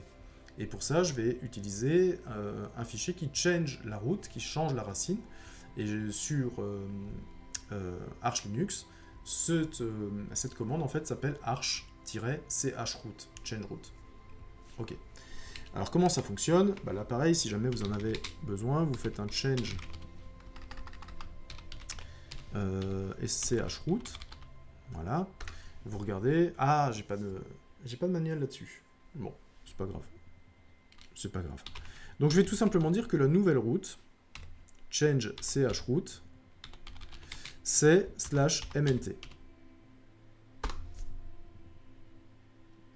Ah oui, c'est moi qui fais n'importe quoi. C'est pas change, c'est arch chroot. Voilà, je me disais aussi. Donc, arch chroot, alors ça dit quoi? Ça enhanced chroot command. Alors effectivement, il y a une commande qui s'appelle chroot, et arch-chroot, c'est le Arch Linux en fait qui l'emballe et qui fait autre chose avec. Et qu'est-ce que ça fait? Tout simplement, ça vous propose en fait d'utiliser une autre racine en fait pour votre système de fichiers. Voilà, tout simplement. Donc, je vais la taper correctement cette fois-ci. Donc, c'est arch chroot. Et je vais dire en fait que ma nouvelle route, en fait, ma nouvelle racine, c'est /mnt. Donc, c'est ça mon répertoire de base. Ok. Donc, vous voyez que cette fois-ci, donc j'ai changé de processus, hein, je suis dans un autre prompt. Et maintenant, en fait, si je fais un ls, vous voyez que ici, je suis en fait dans mon système d'exploit, donc je suis vraiment dans mount. Si là je fais cdmnt par exemple, ls, je vois que j'ai rien. Parce qu'effectivement, je suis... En fait, ce qu'il a fait, c'est que le répertoire /mnt, il le considère maintenant comme la racine. Voilà, là-dedans. Alors si je veux revenir en arrière, arch chroot, c'est quoi? C'est tout simplement, c'est un processus qui est lancé et qui considère que /mnt est sa racine. Mais si jamais je veux en sortir, je peux juste faire un exit et je reviens en fait à ma configuration d'avant. Ça pose aucun problème, hein. Donc là, je vais me lancer en arch-root, mnt, voilà. Et donc maintenant, je vais considérer que tout mon Linux que je suis en train d'installer dans mnt, fonctionne en fait comme un Linux normal, que le répertoire racine, il est à la base de tout. Là, il est à la base de tout. Et ça va me servir, ce sera beaucoup plus facile en fait pour faire le reste de l'installation. Ok, alors, dans le répertoire mnt, il n'y a que le minimum en fait pour démarrer Arch. Donc effectivement, il y a beaucoup de choses en fait que vous ne trouverez pas forcément, et donc si jamais vous les trouvez pas, bah, n'hésitez pas en fait à passer par Pacman pour pouvoir les récupérer. Par exemple, depuis le début, bah, moi quand je veux savoir comment marche une commande, je tape man, par exemple. Et là je m'aperçois en fait qu'ici, bah, man ls, je l'ai pas. Pourquoi? Bah, tout simplement parce que quand j'ai installé Linux, eh bien j'ai eu la version minimum de Arch Linux, et donc le manuel n'est pas dedans. Alors pas de panique, hein, si jamais j'ai vraiment besoin du manuel, et moi je vais l'installer parce que c'est quand même quelque chose qui peut servir, je fais un pacman-s, alors le -s il est pour... alors on peut regarder un petit peu... Ah bah non, j'ai pas le man, je regarderai après. C'est pour synchronized, -n, et je vais installer la base de données du manuel, donc mandb, et je vais installer les man pages, et je vais aussi installer less, qui est en fait un petit outil qui permet justement de lister les différents éléments. Voilà. Donc il me dit, voilà, c'est un package, il me dit qu'il y a des dépendances pour ce package, est-ce que je veux les récupérer? Il me donne la taille totale, oui. Alors moi je lui dis oui, donc par défaut, hein, là, toujours par défaut sous Linux, là le Y est majuscule, le N est minuscule, ça veut dire que si je tape entrée sans rien valider, en fait il va considérer le choix majuscule. Donc Proceed with Installation, yes est majuscule, donc quand je tape, ça me fait yes, et ça va m'installer le manuel. Voilà. Maintenant, je peux faire un man pacman, et effectivement, j'ai le manuel de pacman. Alors pacman, c'est quoi? C'est le Package Manager Utility, donc celui-là, il va vous servir énormément en Arch Linux. À chaque fois que vous avez besoin d'un package, d'une bibliothèque ou quelque chose comme ça, vous allez passer par pacman. Voilà, et on voit le -s qui était là. Synchronize package, package are installed directly from the remote repository. Ça récupère les dépendances s'il y en a. Donc si jamais vous avez, par exemple, vous essayez d'installer une bibliothèque, mais cette bibliothèque est basée sur une autre bibliothèque, ça va récupérer en fait tous les éléments. Ok, ça marche. Donc pacman, on y reviendra très souvent. À chaque fois qu'il va manquer un package, un élément en particulier, eh bien je vais chercher à l'installer. Ok, maintenant on va s'occuper des questions d'heures et de localisation. Effectivement, si jamais Arch Linux s'installe, il ne sait peut-être pas forcément sur quel fuseau horaire vous vous trouvez ou dans quel pays exactement vous vous trouvez. Donc quelle langue à utiliser avec vous, quelle est votre langue par défaut, quel est votre caractère d'écriture par exemple, tout ça c'est quelque chose que l'on va mettre en place. Alors pourquoi c'est important? C'est important parce que chaque langue, par exemple, comme le français, a ses caractères bien particuliers que vous n'avez pas forcément dans les autres langues. Par exemple, en anglais, vous n'avez pas de caractère accentué, vous n'avez pas de CCDI, par exemple. En allemand, vous aurez le S7, par exemple. Et donc, effectivement, ces jeux de caractères régionaux, vous devez en fait les installer pour qu'ils soient disponibles en fait sur votre machine. Donc on va mettre ce genre d'éléments en place, les langues, les fuseaux horaires, les horaires corrects et tout ça. Ok. Donc, ce qu'on va essayer de faire, c'est qu'on va déjà essayer de paramétrer effectivement l'heure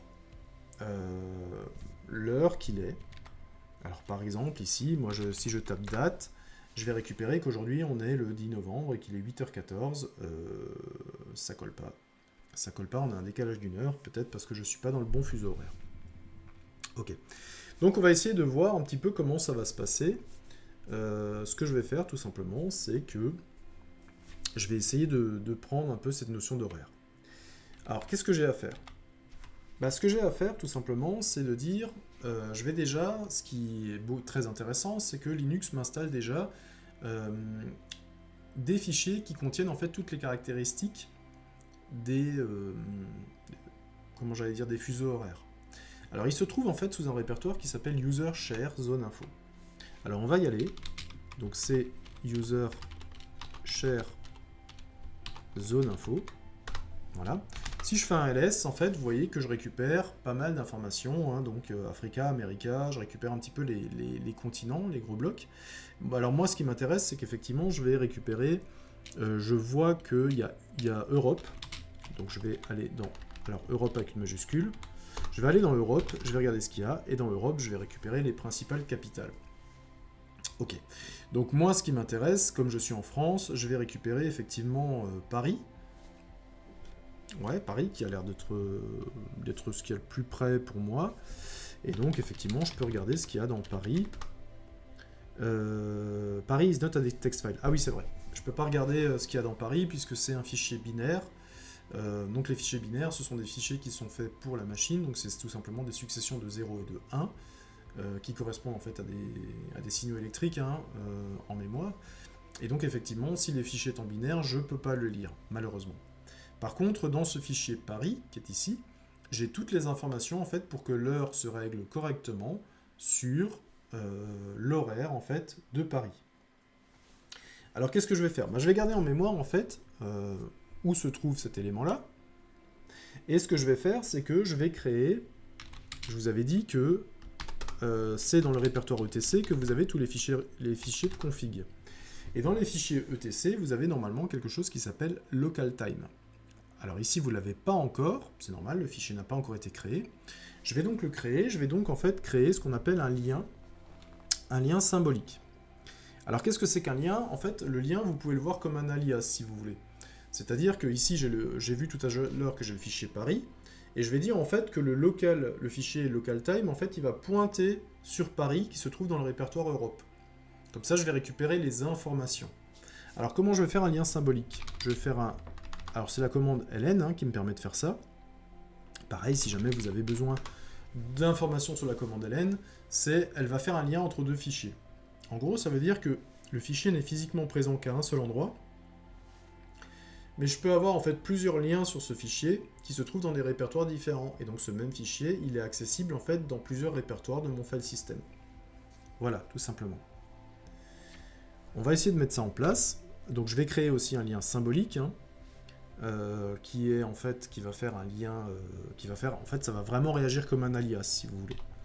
Donc je ne déplace pas le fichier de là où il est, mais tout simplement, je vais dire que je vais créer une copie, enfin, même pas une copie en fait. Je vais créer en fait un lien, et à chaque fois qu'on va vouloir accéder à ce fichier dans ce répertoire, en fait, on va aller, sans le savoir, consulter celui qui est dans le répertoire Europe. Donc je vais faire un ln-s, je vais mettre aussi l'option F. L'option F, on voit que c'est force, c'est-à-dire que s'il y a un fichier qui existe déjà dans la destination, il est supprimé, il est remplacé par le lien. Ok. Donc là, c'est pas le cas, on a vu qu'il n'y en avait pas, mais bon, voilà. Donc le lien, en fait, on va le créer sur le répertoire, on avait vu qui s'appelait user, on avait vu qui s'appelait share, ensuite on avait zone info, on était parti dans Europe, et on était parti sur l'heure de Paris, ok. Et ça, on va dire tout simplement qu'on va créer un lien dans le répertoire ETC, local time. Alors il faut juste que je fasse vraiment attention à ne pas faire de faute de frappe, voilà. Et donc maintenant, on est toujours sur ETC, donc ça marche. Donc on a effectivement maintenant local time. Alors je vais juste vous montrer comment est-ce qu'on voit un lien symbolique. Il n'y a pas de E à local, hein, parce que des fois il y a une commande locale avec un E, mais là je crois pas, non. Voilà, donc là par exemple j'ai regardé local time et on me dit, vous voyez que local time est en fait un lien vers user, share, zone info, Europe, Paris. Donc c'est bon, mon lien symbolique marche, il a bien été mis en place. Ok, ça marche. Bon, ben du coup, l'heure locale a été configurée correctement. Ce qu'il faut aussi comprendre lors de l'installation de Linux, c'est que en fait, l'ordinateur se base sur deux horaires. Il y a l'heure système, donc l'heure du système d'exploitation, celle du noyau Linux, qui est consultable avec la commande date. Et il y a aussi en fait une heure matérielle, c'est celle de la carte mère. Donc de la carte mère, en fait, même quand votre ordinateur est éteint, en fait dans la carte mère il y a une espèce de pile, et en fait la carte mère reste toujours active. C'est-à-dire qu'il y a des informations en fait qui restent toujours au niveau de la carte. Et donc en fait, il y a deux façons de consulter la date. Soit vous consultez la date système, c'est ce que j'ai fait tout à l'heure avec date. Ok, vous voyez que maintenant la date elle est correcte, hein. Vous voyez que, alors j'ai pas passé une heure à faire la vidéo, hein, c'est tout simplement que, effectivement, comme on est en heure d'hiver, c'est peut-être parce qu'on était en heure d'hiver qu'on était décalé, je sais pas. Tout à l'heure j'avais 8h20, maintenant j'ai 9h20, donc effectivement il s'est mis à la bonne date. Donc ça c'est l'heure du système d'exploitation, c'est l'heure de Linux. Et si jamais je veux consulter l'heure de la machine, alors je sais plus s'il y a un seul... ouais, il y a deux tirets. Je vais faire HW clock. donc le hardware clock, --show. Et là, vous voyez que ça me dit, pareil, il y en a le 10-11-2025, 9h20, voilà. Et donc, alors HW clock, je peux le faire seulement si je suis root. Hein. Il n'y a que l'administrateur qui peut avoir accès à leur système. Donc, c'est le hardware clock. Alors, ce qui peut arriver à ce niveau-là, c'est que vous pouvez peut-être être en décalage entre votre HW clock et votre système d'exploit. Ça peut arriver. Alors, heureusement, il y a un moyen de les synchroniser, et puis on va regarder un petit peu comment ça marche. La commande HWClock, elle permet effectivement d'accéder à leur matériel soit en visualisation, donc regarder l'heure, mais elle permet aussi de modifier en fait leur système. En fait, cette commande, elle va permettre de faire pas mal de choses. Et donc je vais regarder HWClock. Voilà. C'est un outil d'administration qui permet en fait de gérer leur hardware. Donc ça peut le display, ça peut le régler, ça peut le régler à une heure que vous donnez en paramètres, et ainsi de suite. Alors nous, on va utiliser un petit... alors je ne sais pas si on arrivera à le trouver dans le truc. On va en fait l'ajuster à leur système. Est-ce qu'on arrive à trouver quelque chose là-dedans? Alors c'est dans un paragraphe ici.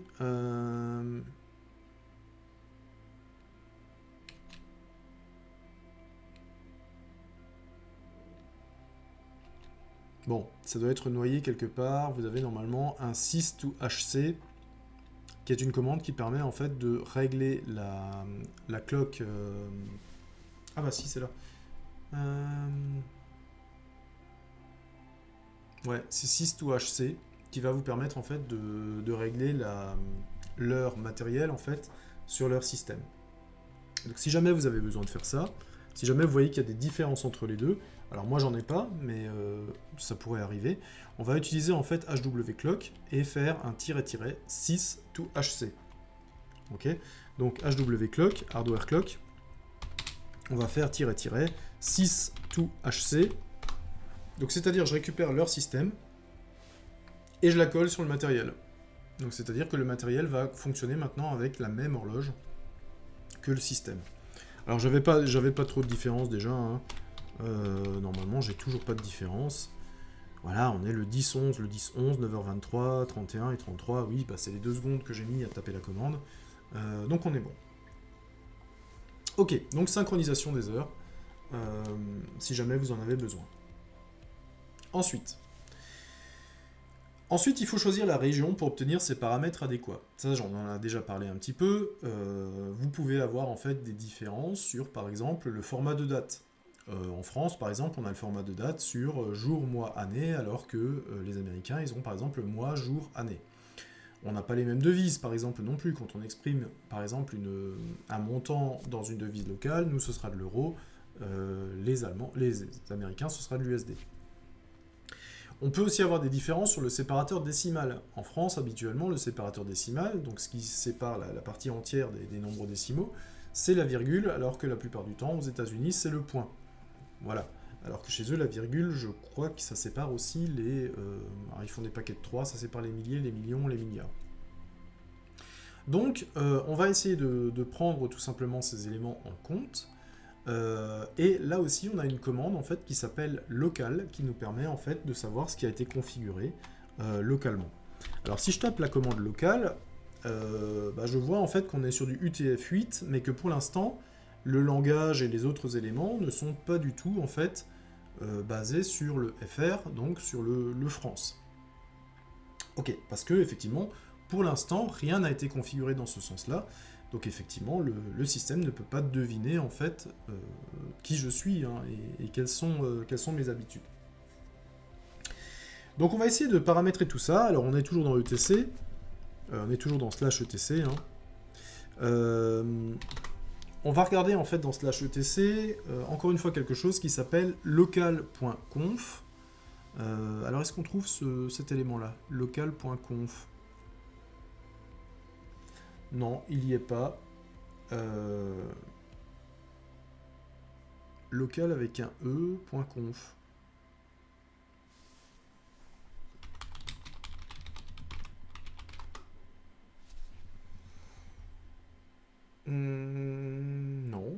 il n'y est pas.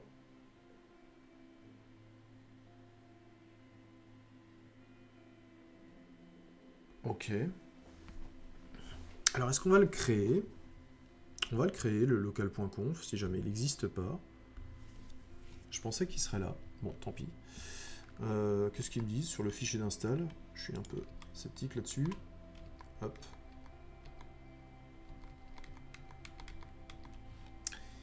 Alors, localisation. Tac, tac, tac, tac, tac.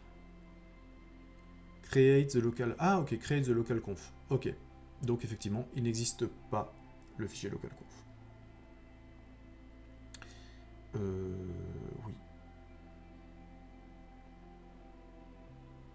Ah oui, non, c'est moi. Ok, d'accord. Hop. J'en étais où?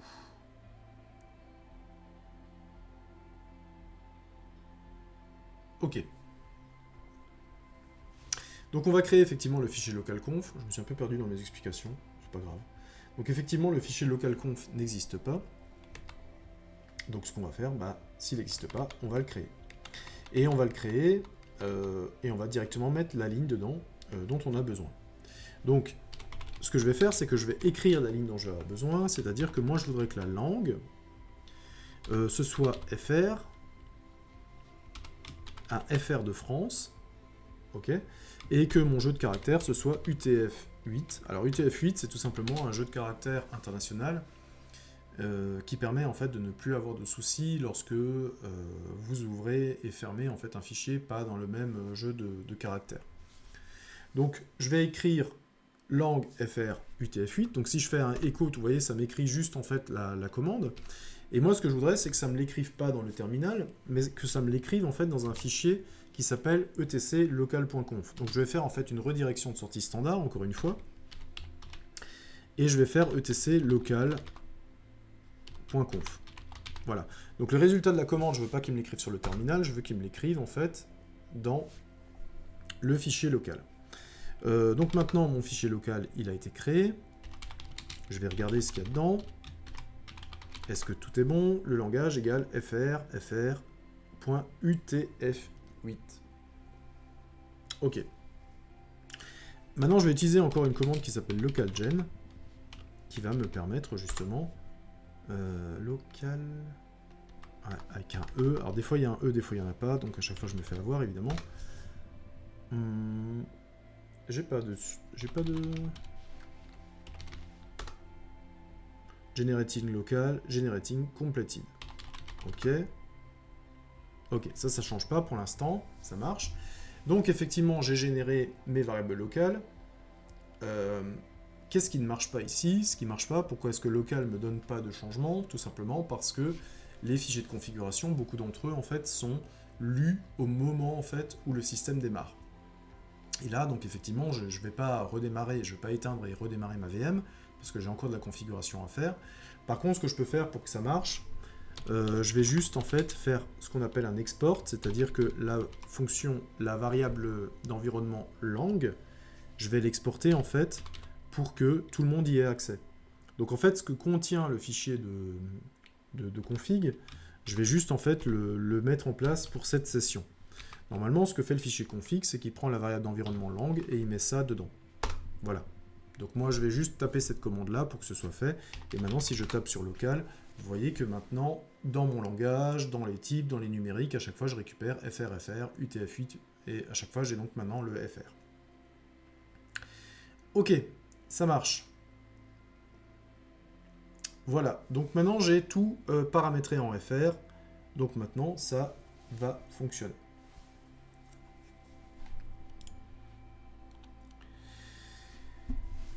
Alors, encore une petite chose à régler, on avait vu que l'hotkeys FR, qu'on avait lancé au tout début, en fait, quand le premier prompt est arrivé, pour qu'on ait au moins un clavier AZERTY, ne fonctionne que pour la session courante. Donc si on veut définir une fois pour toutes la disposition des touches du clavier, il faut également modifier le fichier de configuration.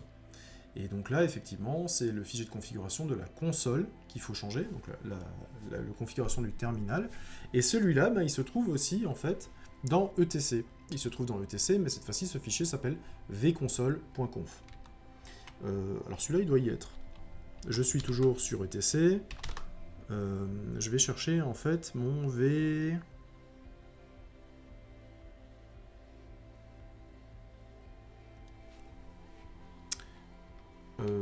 c'est quoi? V console?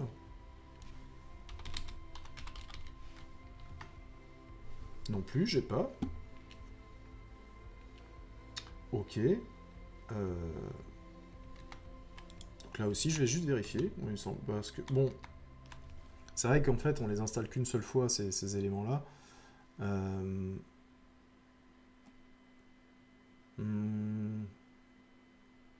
vconsole.conf. Ouais, ok, je l'ai pas. Je l'ai pas. C'est pas grave. On va le créer encore une fois. On va le créer et on va tout simplement dire voilà, je vais faire un echo keymap égale fr. Donc je vérifie que tout se passe bien. Voilà, donc j'ai keymap.fr et ce que je vais faire, c'est que je vais le mettre dans un fichier qui s'appelle /etc vconsole.conf. Ok, j'ai maintenant un vconsole.conf, je regarde ce qu'il y a dedans. Voilà, keymap égale fr, c'est bon, normalement c'est en place. Donc prochain chargement, normalement je n'ai plus à faire de load keys, j'aurai en fait directement, je vais me baser sur ce fichier de configuration. Ok, encore quelques petites configurations à faire et on a bientôt terminé. Le nom de la machine pour l'instant c'est un nom qui m'a été donné par défaut. Vous voyez que là j'ai pour l'instant Archizo. Ok. Alors c'est peut-être pas forcément le nom que vous avez envie de donner à votre machine. Hein. Vous avez peut-être envie de lui donner un autre nom. Et bien ça aussi effectivement ça va se retrouver dans un fichier de configuration qui, je vous le donne en 1000, se retrouve de nouveau dans le répertoire ETC. Donc dans le répertoire ETC, vous avez normalement quelque chose qui s'appelle hostname. S'il n'y est pas, on va le créer, mais normalement il devrait y être. Non, non plus. Bon, pas grave. Donc en fait, ce qu'on va faire, c'est qu'on va écrire le nom voulu pour la machine. Alors quel est le nom que vous voulez pour la machine? Moi je sais pas, je vais écrire par exemple Arch Linux. On est sur VirtualBox, je vais l'appeler 2 parce que j'ai déjà une machine 1. Et comme voilà, je vais en créer plusieurs pour pouvoir les faire dialoguer entre elles. Donc si le echo m'écrit tout simplement ça, et si je redirige echo dans le fichier etc hostname, voilà, je vais faire tout simplement un more de hostname. Ok, donc là il y a le nom dedans. Alors vous voyez que le nom n'a pas changé évidemment, puisque encore une fois, tous les fichiers de config seront lus au démarrage. Donc c'est pas un problème. On verra pour l'instant. Hein. Normalement, c'est que vous avez normalement une variable d'environnement qui s'appelle hostname, et celle-là, elle est encore à archiso. Alors si jamais ça vous embête vraiment de conserver le même nom pour la session courante, encore une fois, vous pouvez faire un export directement de hostname et directement mettre arch Linux VB2. Voilà.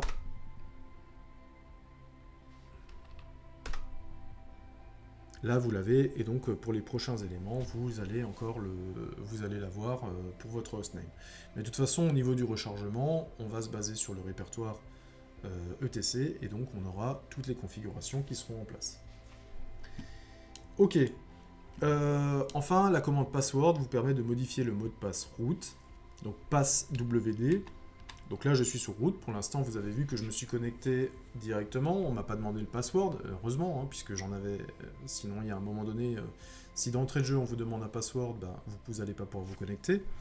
Donc moi, je vais utiliser la commande passwd. Passwd, c'est une. Si jamais vous le tapez en root, vous modifiez le mot de passe root. Si jamais vous modifiez avec un paramètre d'un utilisateur, vous pouvez modifier. Si vous êtes root, vous pouvez modifier le password d'un utilisateur. Donc je vais mettre un petit password. Hop, voilà, password updated successfully. Ok, ça marche. Donc maintenant, mon root a un password. Donc maintenant, quand je vais me connecter à Linux, eh bien je vais avoir, on va me demander mon login mot de passe, et donc le compte root sera en place. Pour l'instant, je ne crée pas d'autres utilisateurs, mais dans l'optique, on pourrait se créer d'autres utilisateurs.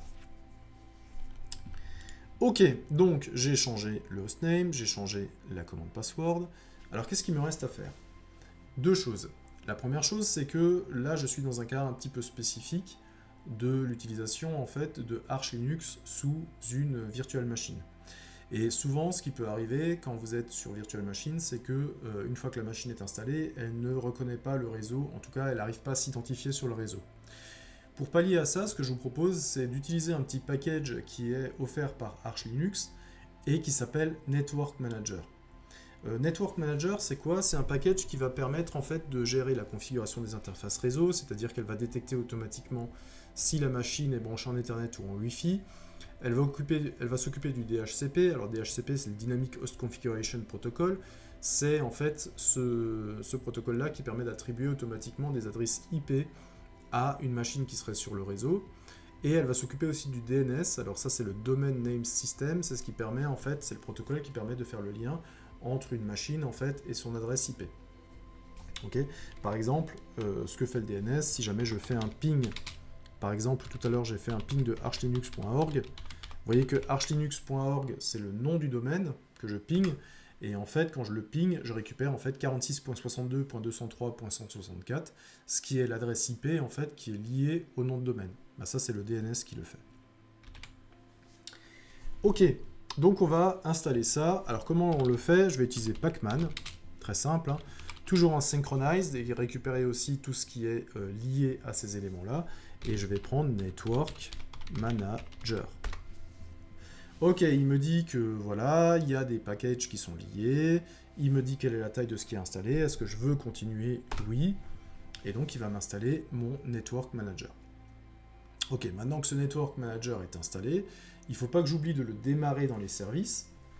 Donc, vous avez la disponibilité des services qui passe par en fait la commande systmctl.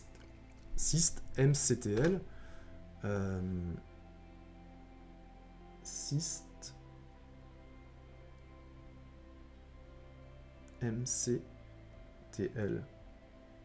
Ouais. systmctl.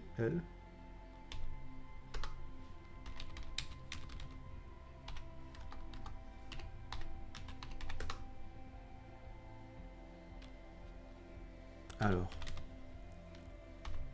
systmctl.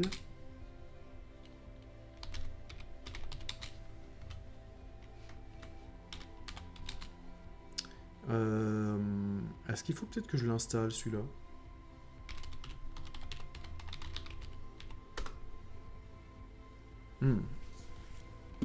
Est-ce qu'il faut peut-être que je l'installe? Je vais regarder. C'est possible. J'ai peut-être oublié de l'installer. Ou est-ce que je le tape mal? Hop.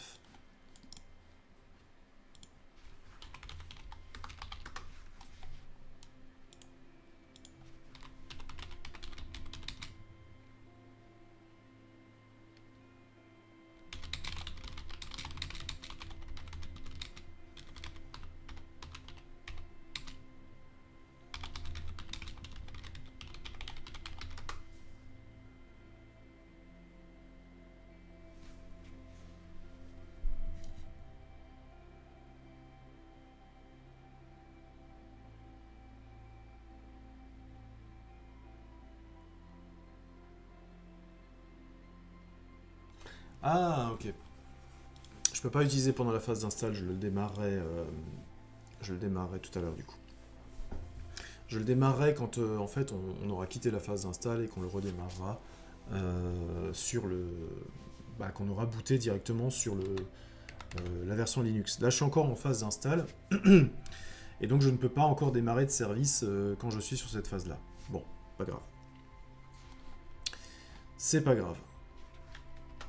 Ok, très bien. Donc pour l'instant il est installé, il faudra juste pas oublier de le démarrer pour que notre réseau fonctionne. Ok. Dernière étape, il me faut ce qu'on appelle un bootloader. Un bootloader, c'est un petit programme en fait qui va expliquer en fait à la machine sur quel segment il doit démarrer. Alors pour expliquer clairement, quand je démarre en fait la machine, que je mets la machine sous tension, la première chose qui démarre en fait c'est le BIOS. Le BIOS c'est un petit programme en fait qui est directement intégré dans le matériel, c'est-à-dire qu'il est dans la carte mère. Une fois que le BIOS a démarré, bah lui il doit savoir en fait à qui il doit donner le relais. Parce que derrière votre système d'exploitation il est sur un disque dur. Un disque dur, bah, vous pouvez imaginer en fait que c'est tout simplement un espace de stockage. Donc imaginez par exemple que vous avez des rayonnages et des rayonnages, et le BIOS en fait il se trouve devant ce rayonnage là, et il dit bah ouais mais où est-ce que ça commence quoi? Où est-ce que ça démarre? Et donc en fait le bootloader en fait va se mettre au début du rayonnage. C'est comme si vous aviez un accueil dans le rayonnage et il va vous dire je peux vous aider? Vous allez lui dire oui, maintenant moi le BIOS j'ai démarré le matériel, maintenant il faut que l'OS prenne le relais. Et donc le bootloader va lui s'occuper en fait de dire, va aller chercher là où est le départ de votre OS et il va démarrer l'OS. Donc le BIOS, sa seule mission, il démarre le matériel, il charge le bootloader et le bootloader présent sur le disque, souvent en fait au début du disque, hein, s'occupe lui-même en fait de charger le noyau Linux. C'est lui qui sait en fait où est le système d'exploitation et comment le charger. Et donc une fois le noyau chargé, ben, c'est le système d'exploitation qui prend le relais, et une fois le système d'exploitation lancé, ben, vous pouvez l'utiliser. Voilà. Donc un bootloader, ça sert à ça. Ça permet, ça a plein de fonctionnalités avancées, hein. Ça permet effectivement de démarrer peut-être une machine sur plusieurs systèmes d'exploitation. C'est par exemple ce qu'on appelle être en dual boot. C'est par exemple si sur votre machine vous avez à la fois un Linux et un Windows, et vous pouvez décider en fait quand vous démarrez la machine, sur quel système d'exploitation en fait vous allez partir. Ça c'est aussi un bootloader qui va s'en occuper. Pour la même raison, hein, lui on va démarrer le bootloader et lui il va afficher un menu, il va vous demander quel système d'exploitation vous voulez, et lui il sait où les chercher physiquement en fait sur le disque dur. Alors nous on va en installer un. Alors le bootloader on va installer Grub. Alors il en existe plusieurs mais je vais installer celui-là, il est plutôt complet. Puis voilà, quand j'en ai un qui marche, et bon, je suis content, je le garde. Hein. C'est que les autres marchent sûrement très bien aussi, hein, mais voilà. Je ne veux pas être non plus un spécialiste des bootloaders, donc j'en ai trouvé un qui marche, je vais le garder. Donc ce que je vais faire, c'est que je vais l'installer, ce grub. Pour l'installer, ben, évidemment, je vais de nouveau utiliser Pacman. Décidément, il est vraiment super intéressant cette petite commande. Pacman-S, et je vais lancer grub. Donc voilà, il me dit, encore une fois, est-ce que tu veux l'installer? Oui, et vous voyez que je l'installe, et en fait c'était très rapide. Donc, Grub c'est quoi? Grub c'est le GNU Grand Unified Bootloader. Alors GNU c'est le fameux projet GNU is not Unix, hein, le fameux acronyme récursif. Et donc effectivement c'est un bootloader. Alors Unified ça veut dire qu'avec Grub vous pouvez effectivement lancer plusieurs systèmes d'exploitation et vous pouvez avoir des systèmes d'exploitation en dual boot. Il est très complet, il propose des menus graphiques et prend en charge des OS différents. Voilà, c'est un petit peu tout ce que l'on demande en fait au bootloader. Donc, on va installer directement Grub sur la partition consacrée à la distribution, donc là, le SDA que j'avais mis de côté, et on va lui donner le type de PC. Alors attention, le type de PC, le problème ici, c'est que moi je suis de nouveau sur une machine virtuelle. Donc une machine virtuelle, c'est pas exactement non plus une architecture PC bien définie. Donc là aussi, moi je vais utiliser ce qui est conseillé de faire pour VirtualBox. Là aussi, le paramètre target, vous aurez peut-être à le changer en fonction de l'architecture de l'ordinateur sur lequel vous l'installez. Par exemple, si vous avez besoin de plus d'informations, n'hésitez pas à faire un man sur grub install. Ce grub install, en fait, il va vous dire, voilà, vous allez pouvoir l'installer. Et est-ce qu'il donne un peu quelque chose sur Target ou pas du tout? Si Target, il vous dit un petit peu quelle architecture vous pouvez utiliser. Donc il va vous demander si vous êtes sur un ARM, si vous êtes sur de l'EFI, si vous êtes sur du BIOS, si vous êtes sur une architecture 386, 64 et ainsi de suite. Donc là aussi, n'hésitez pas à regarder un petit peu ce qui est l'architecture la meilleure pour votre machine. Moi, je vais garder une architecture qui est vraiment bonne pour la machine virtuelle. Donc je vais faire un grub install. Je vais faire un grub install et je vais lui donner comme target ce qui est conseillé pour la machine virtuelle, qui est i386 PC. et je vais dire en fait comment je vais dire, la partition sur laquelle en fait je suis, c'est /dev/sda. Voilà, donc il m'a installé mon bootloader pour la i386 PC plateforme, installation finished, no error reported, donc il est bien arrivé à tout faire correctement. Voilà, donc le bootloader est maintenant installé sur la partition, ça veut dire que maintenant, quand le BIOS va se lancer, il va donner le relais au bootloader, et le bootloader va essayer de retrouver parmi tous les fichiers qu'il connaît, où démarre en fait l'OS, et il va démarrer l'OS. Ok. Il ne me reste plus que à générer le fichier de config de grub. Et donc pour ça, je vais tout simplement utiliser un outil qui s'appelle grub mkconfig pour make config. Alors là aussi, je peux regarder grub mkconfig generate a grub configuration file. Ok, voilà. Et donc je peux lui donner avec le "-o", le output file, je peux lui donner le nom du fichier que je veux générer. Ok. Donc moi je vais faire un grub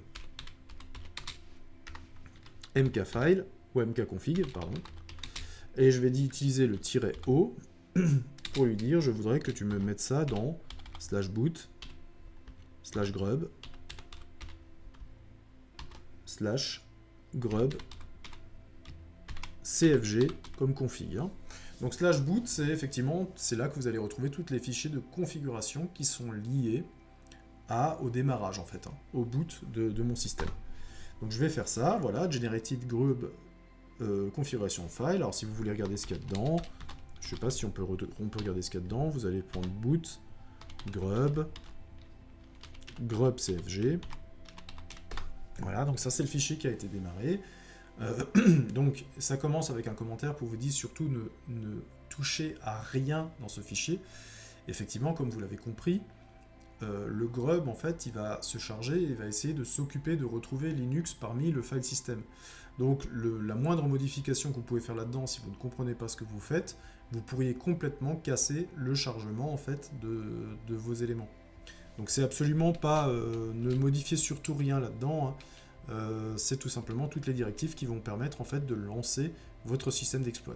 Et donc si vous pétez un truc, bah, ça veut dire que plus rien ne va se lancer. Ok. Bon, très bien. La fonction étant terminée, ce que je vous propose de faire, c'est qu'on va redémarrer notre Arch Linux et on va essayer de vérifier s'il est bien fonctionnel. Donc la première chose que je vais faire, c'est qu'effectivement, je vais sortir de mon Arch chroot. Ok, donc je suis de nouveau dans mon environnement classique.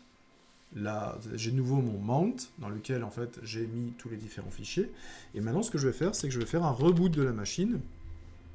Je vais donc utiliser la commande reboot, boum, qui va me rebooter ma machine. Voilà, donc j'ai ma VirtualBox qui va se lancer, et maintenant elle me propose en fait boot existing OS, qui est ici, et je vais en fait lancer mon existing OS.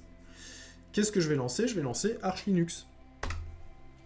Donc voilà, Arch Linux, c'est le Arch Linux maintenant que j'ai installé. Ok, donc cette fois-ci, il me demande, voilà, vous voyez bien que ma machine, elle s'appelle Arch Linux VB2. C'est bien ce que j'avais mis dans le hostname. Donc vous voyez qu'il a pris ma config en place. Là, je peux taper du AZERTY. Ça veut dire effectivement que mon clavier est correctement configuré dans ma... Comment j'allais dire, dans mon jeu de caractère. Hein. C'est-à-dire que c'est mon clavier français qui est détecté. Et donc maintenant, moi, je vais lui dire, je suis root. Je lui rentre mon mot de passe. Et je suis rentré maintenant dans le système d'exploitation. Voilà. Hop. Ah il n'y a rien parce que je suis... voilà. Je vais me mettre à la racine, et voilà. Et tout est là. Ok. On va essayer de lancer un ping pour voir si je fais un archlinux.org, est-ce que mon ping fonctionne? Ok. Donc il n'a pas trouvé. Je l'ai bien tapé, Archlinux, ouais. Temporary failure in name resolution. Donc mon ping ne marche pas. C'est peut-être tout simplement parce que je n'ai pas démarré en fait mon network manager. Donc maintenant je vais le faire. Il y a un truc qui s'appelle systemctl qui normalement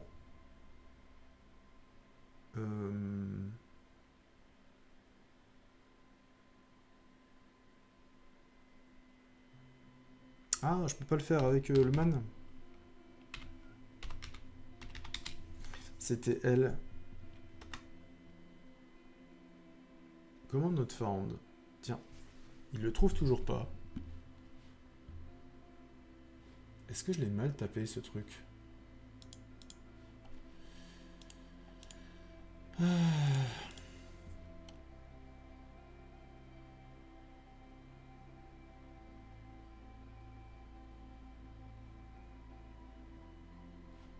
Est-ce que c'est parce que j'oublie le E depuis le début que ça marche pas? Ou est-ce que c'est...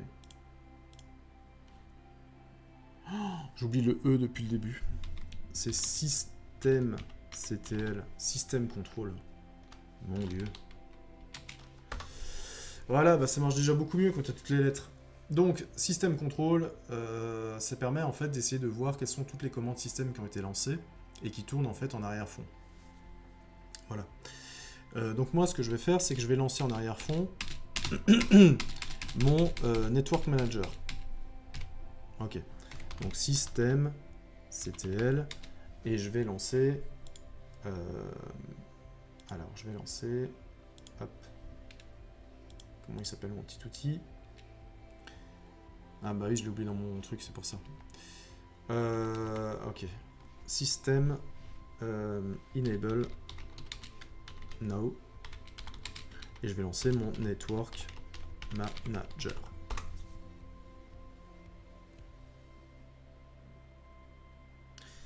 Alors, est-ce qu'il y a un truc avec un M majuscule? Non.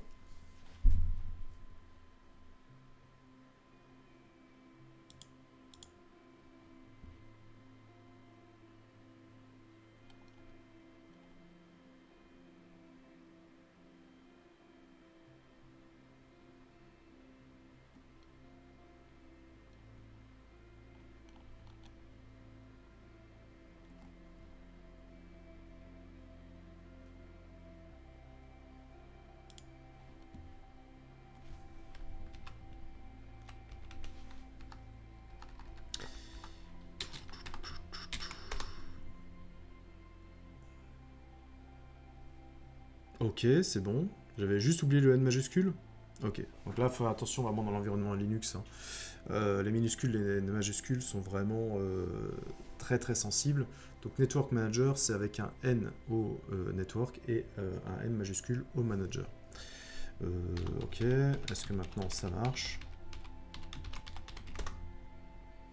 Toujours pas.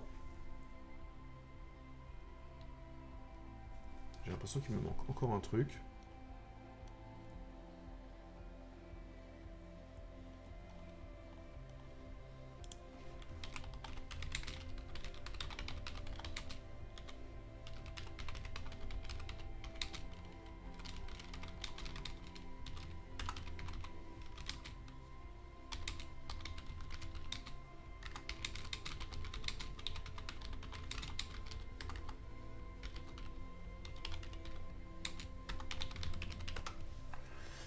Alors, qu'est-ce qu'il me dit?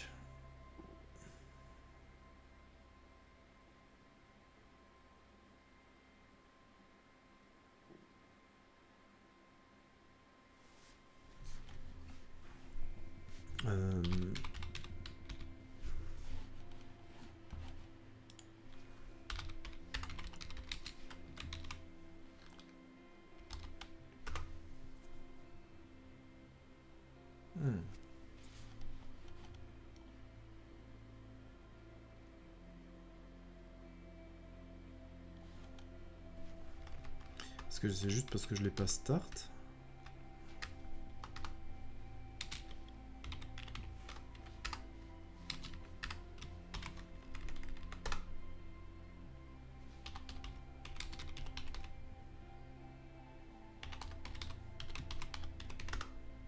Ok, ça marche. Je l'avais juste pas démarré. Ok, il me manquait le 6 thème CTL Start Network Manager. Donc le ping fonctionne. Ok, ça marche. Donc j'ai accès effectivement à Internet. Donc ça marche maintenant. Ok, donc maintenant ce qu'on peut essayer de voir, c'est si ça marche, on peut à la limite essayer de me prendre un Pacman vous avez en fait une commande SYU. Alors, on va simplement prendre le man de Pacman pour regarder ce que c'est. Vous avez le S de synchronisation, ça on l'avait déjà vu, mais vous avez aussi le Y et le U qui permettent en fait de maintenir à jour votre système. Alors, il est où le Y et le U? Alors, non, toujours pas. Petit U, unneeded, ça veut dire qu'il va supprimer tous les paquets dont vous n'avez pas besoin. Donc effectivement, il va faire le ménage. Et le Y, lui, il va faire le reste, c'est-à-dire qu'il va faire un refresh de tous les packages que vous avez installés. Si jamais il y a une nouvelle version, il va les mettre à jour. Donc on va essayer juste simplement de voir si ça marche. On va faire un pacman SIU. Voilà. Et donc si jamais il a des choses que vous aviez besoin, eh bien en fait il va directement les mettre à jour. Voilà. Là, qu'est-ce qu'il a trouvé? Il a trouvé conflicting package. Ok, ça marche. Occupe-toi des conflits. Et donc comme ça, c'est une bonne idée de temps en temps de faire un petit pacman-grand S YU, minuscule, Y et U, qui va en fait maintenir à jour les différents packages. Voilà. Donc là, vous avez quelque chose qui est en AZERTY, ça marche. Vous avez, si je regarde localement, je suis en FR, ça marche. J'ai donc créé mon file system, il est entièrement ici, il est complètement fonctionnel. On a Internet qui marche, on a eu un petit peu de mal là-dessus. On a Internet qui marche complètement, donc effectivement, maintenant on a une version minimaliste de Linux qui va nous permettre en fait de partir dans les directions que l'on veut. Voilà. En tout cas, on a quelque chose de stable en fait qui marche maintenant sur notre VM et que l'on va pouvoir continuer à exploiter. Voilà, l'objectif est réussi. Nous avons donc en fait une distribution Arch Linux complètement fonctionnelle installée sur une machine virtuelle. Et donc à partir de là, on pourrait dire que c'est que le début en fait, puisque là on a fait en fait la brique de base minimum qui va nous permettre en fait de monter tous les autres étages. Si maintenant je veux par exemple d'avoir un poste de travail fonctionnel, je vais peut-être installer, je sais pas, une interface graphique, un KDE, un GNOME, quelque chose comme ça. Si jamais je veux une application serveur, je vais peut-être installer, je sais pas, PostgreSQL, MySQL ou ce genre de choses, ou un serveur Apache ou peu importe. Mais maintenant en fait j'ai une version qui me permet de faire énormément de choses, de partir dans énormément de situations différentes. Si vous avez des idées, des pistes que l'on pourrait exploiter, n'hésitez pas, on peut essayer de voir un petit peu dans d'autres vidéos comment est-ce que je pourrais créer des échelons supplémentaires, comment est-ce que je pourrais maintenant, par exemple, installer une interface graphique et faire de ma version d'Arch Linux un système d'exploitation que je pourrais, par exemple, utiliser au quotidien, pourquoi pas. Comment est-ce que je pourrais mettre en place un environnement de développeur, je ne sais pas, sous Python, sous C++, par exemple. Tout ça, c'est peut-être des choses qu'on peut voir, suivant, si jamais vous avez des idées, n'hésitez pas à les mettre en fait en commentaire. Pour l'instant, j'explore un peu cette partie Linux, effectivement, puisque ce qui m'intéresserait de savoir, c'est est-ce qu'on pourrait entièrement se passer sur Linux sur toutes les utilisations que l'on en a. Pour l'instant, j'en suis pas encore tout à fait persuadé, puisque je travaille avec énormément d'organismes qui utilisent beaucoup de produits Microsoft, que ce soit la suite Office, que ce soit Teams ou ce genre de choses. Mon but, c'est d'essayer de voir un petit peu jusqu'où on pourrait aller avec Linux, tout en conservant en fait cette compatibilité avec les éléments que j'ai. Donc j'ai pas en fait de direction bien précise, si ce n'est que effectivement là on a fait un Arch Linux sur VM. Ce que j'aimerais, c'est peut-être encore installer une autre distribution, cette fois-ci physiquement sur un ordinateur, pour vous montrer un petit peu la différence qu'il peut y avoir. Et pour pas faire une deuxième fois Arch Linux, je sais pas, peut-être utiliser une autre distribution, je pense notamment à Debian par exemple, qui permettrait de voir un petit peu les différences qu'il peut y avoir entre les différentes distributions. Voilà. Donc le but c'était vraiment de voir un petit peu comment marche Arch Linux, comment le configurer, où se trouvent les différents fichiers de config. Encore une fois, le fait qu'on soit sur Virtual Machine, c'est un petit peu, c'est pas le cas le plus, si ça peut être, c'est pas le cas le plus courant, mais c'est en fait il y a des choses vraiment spécifiques à la machine virtuelle à mettre en place. Et donc effectivement, si jamais vous l'installez sur machine physique, il peut peut-être y avoir 2 ou 3 choses qui changent. Voilà, donc Arch Linux est installé, et puis maintenant, ce que l'on va en faire, eh bien, on verra bien. Peut-être qu'il y aura de bonnes suggestions dans les commentaires, et on essaiera de voir un petit peu vers quelle direction évoluer. À bientôt!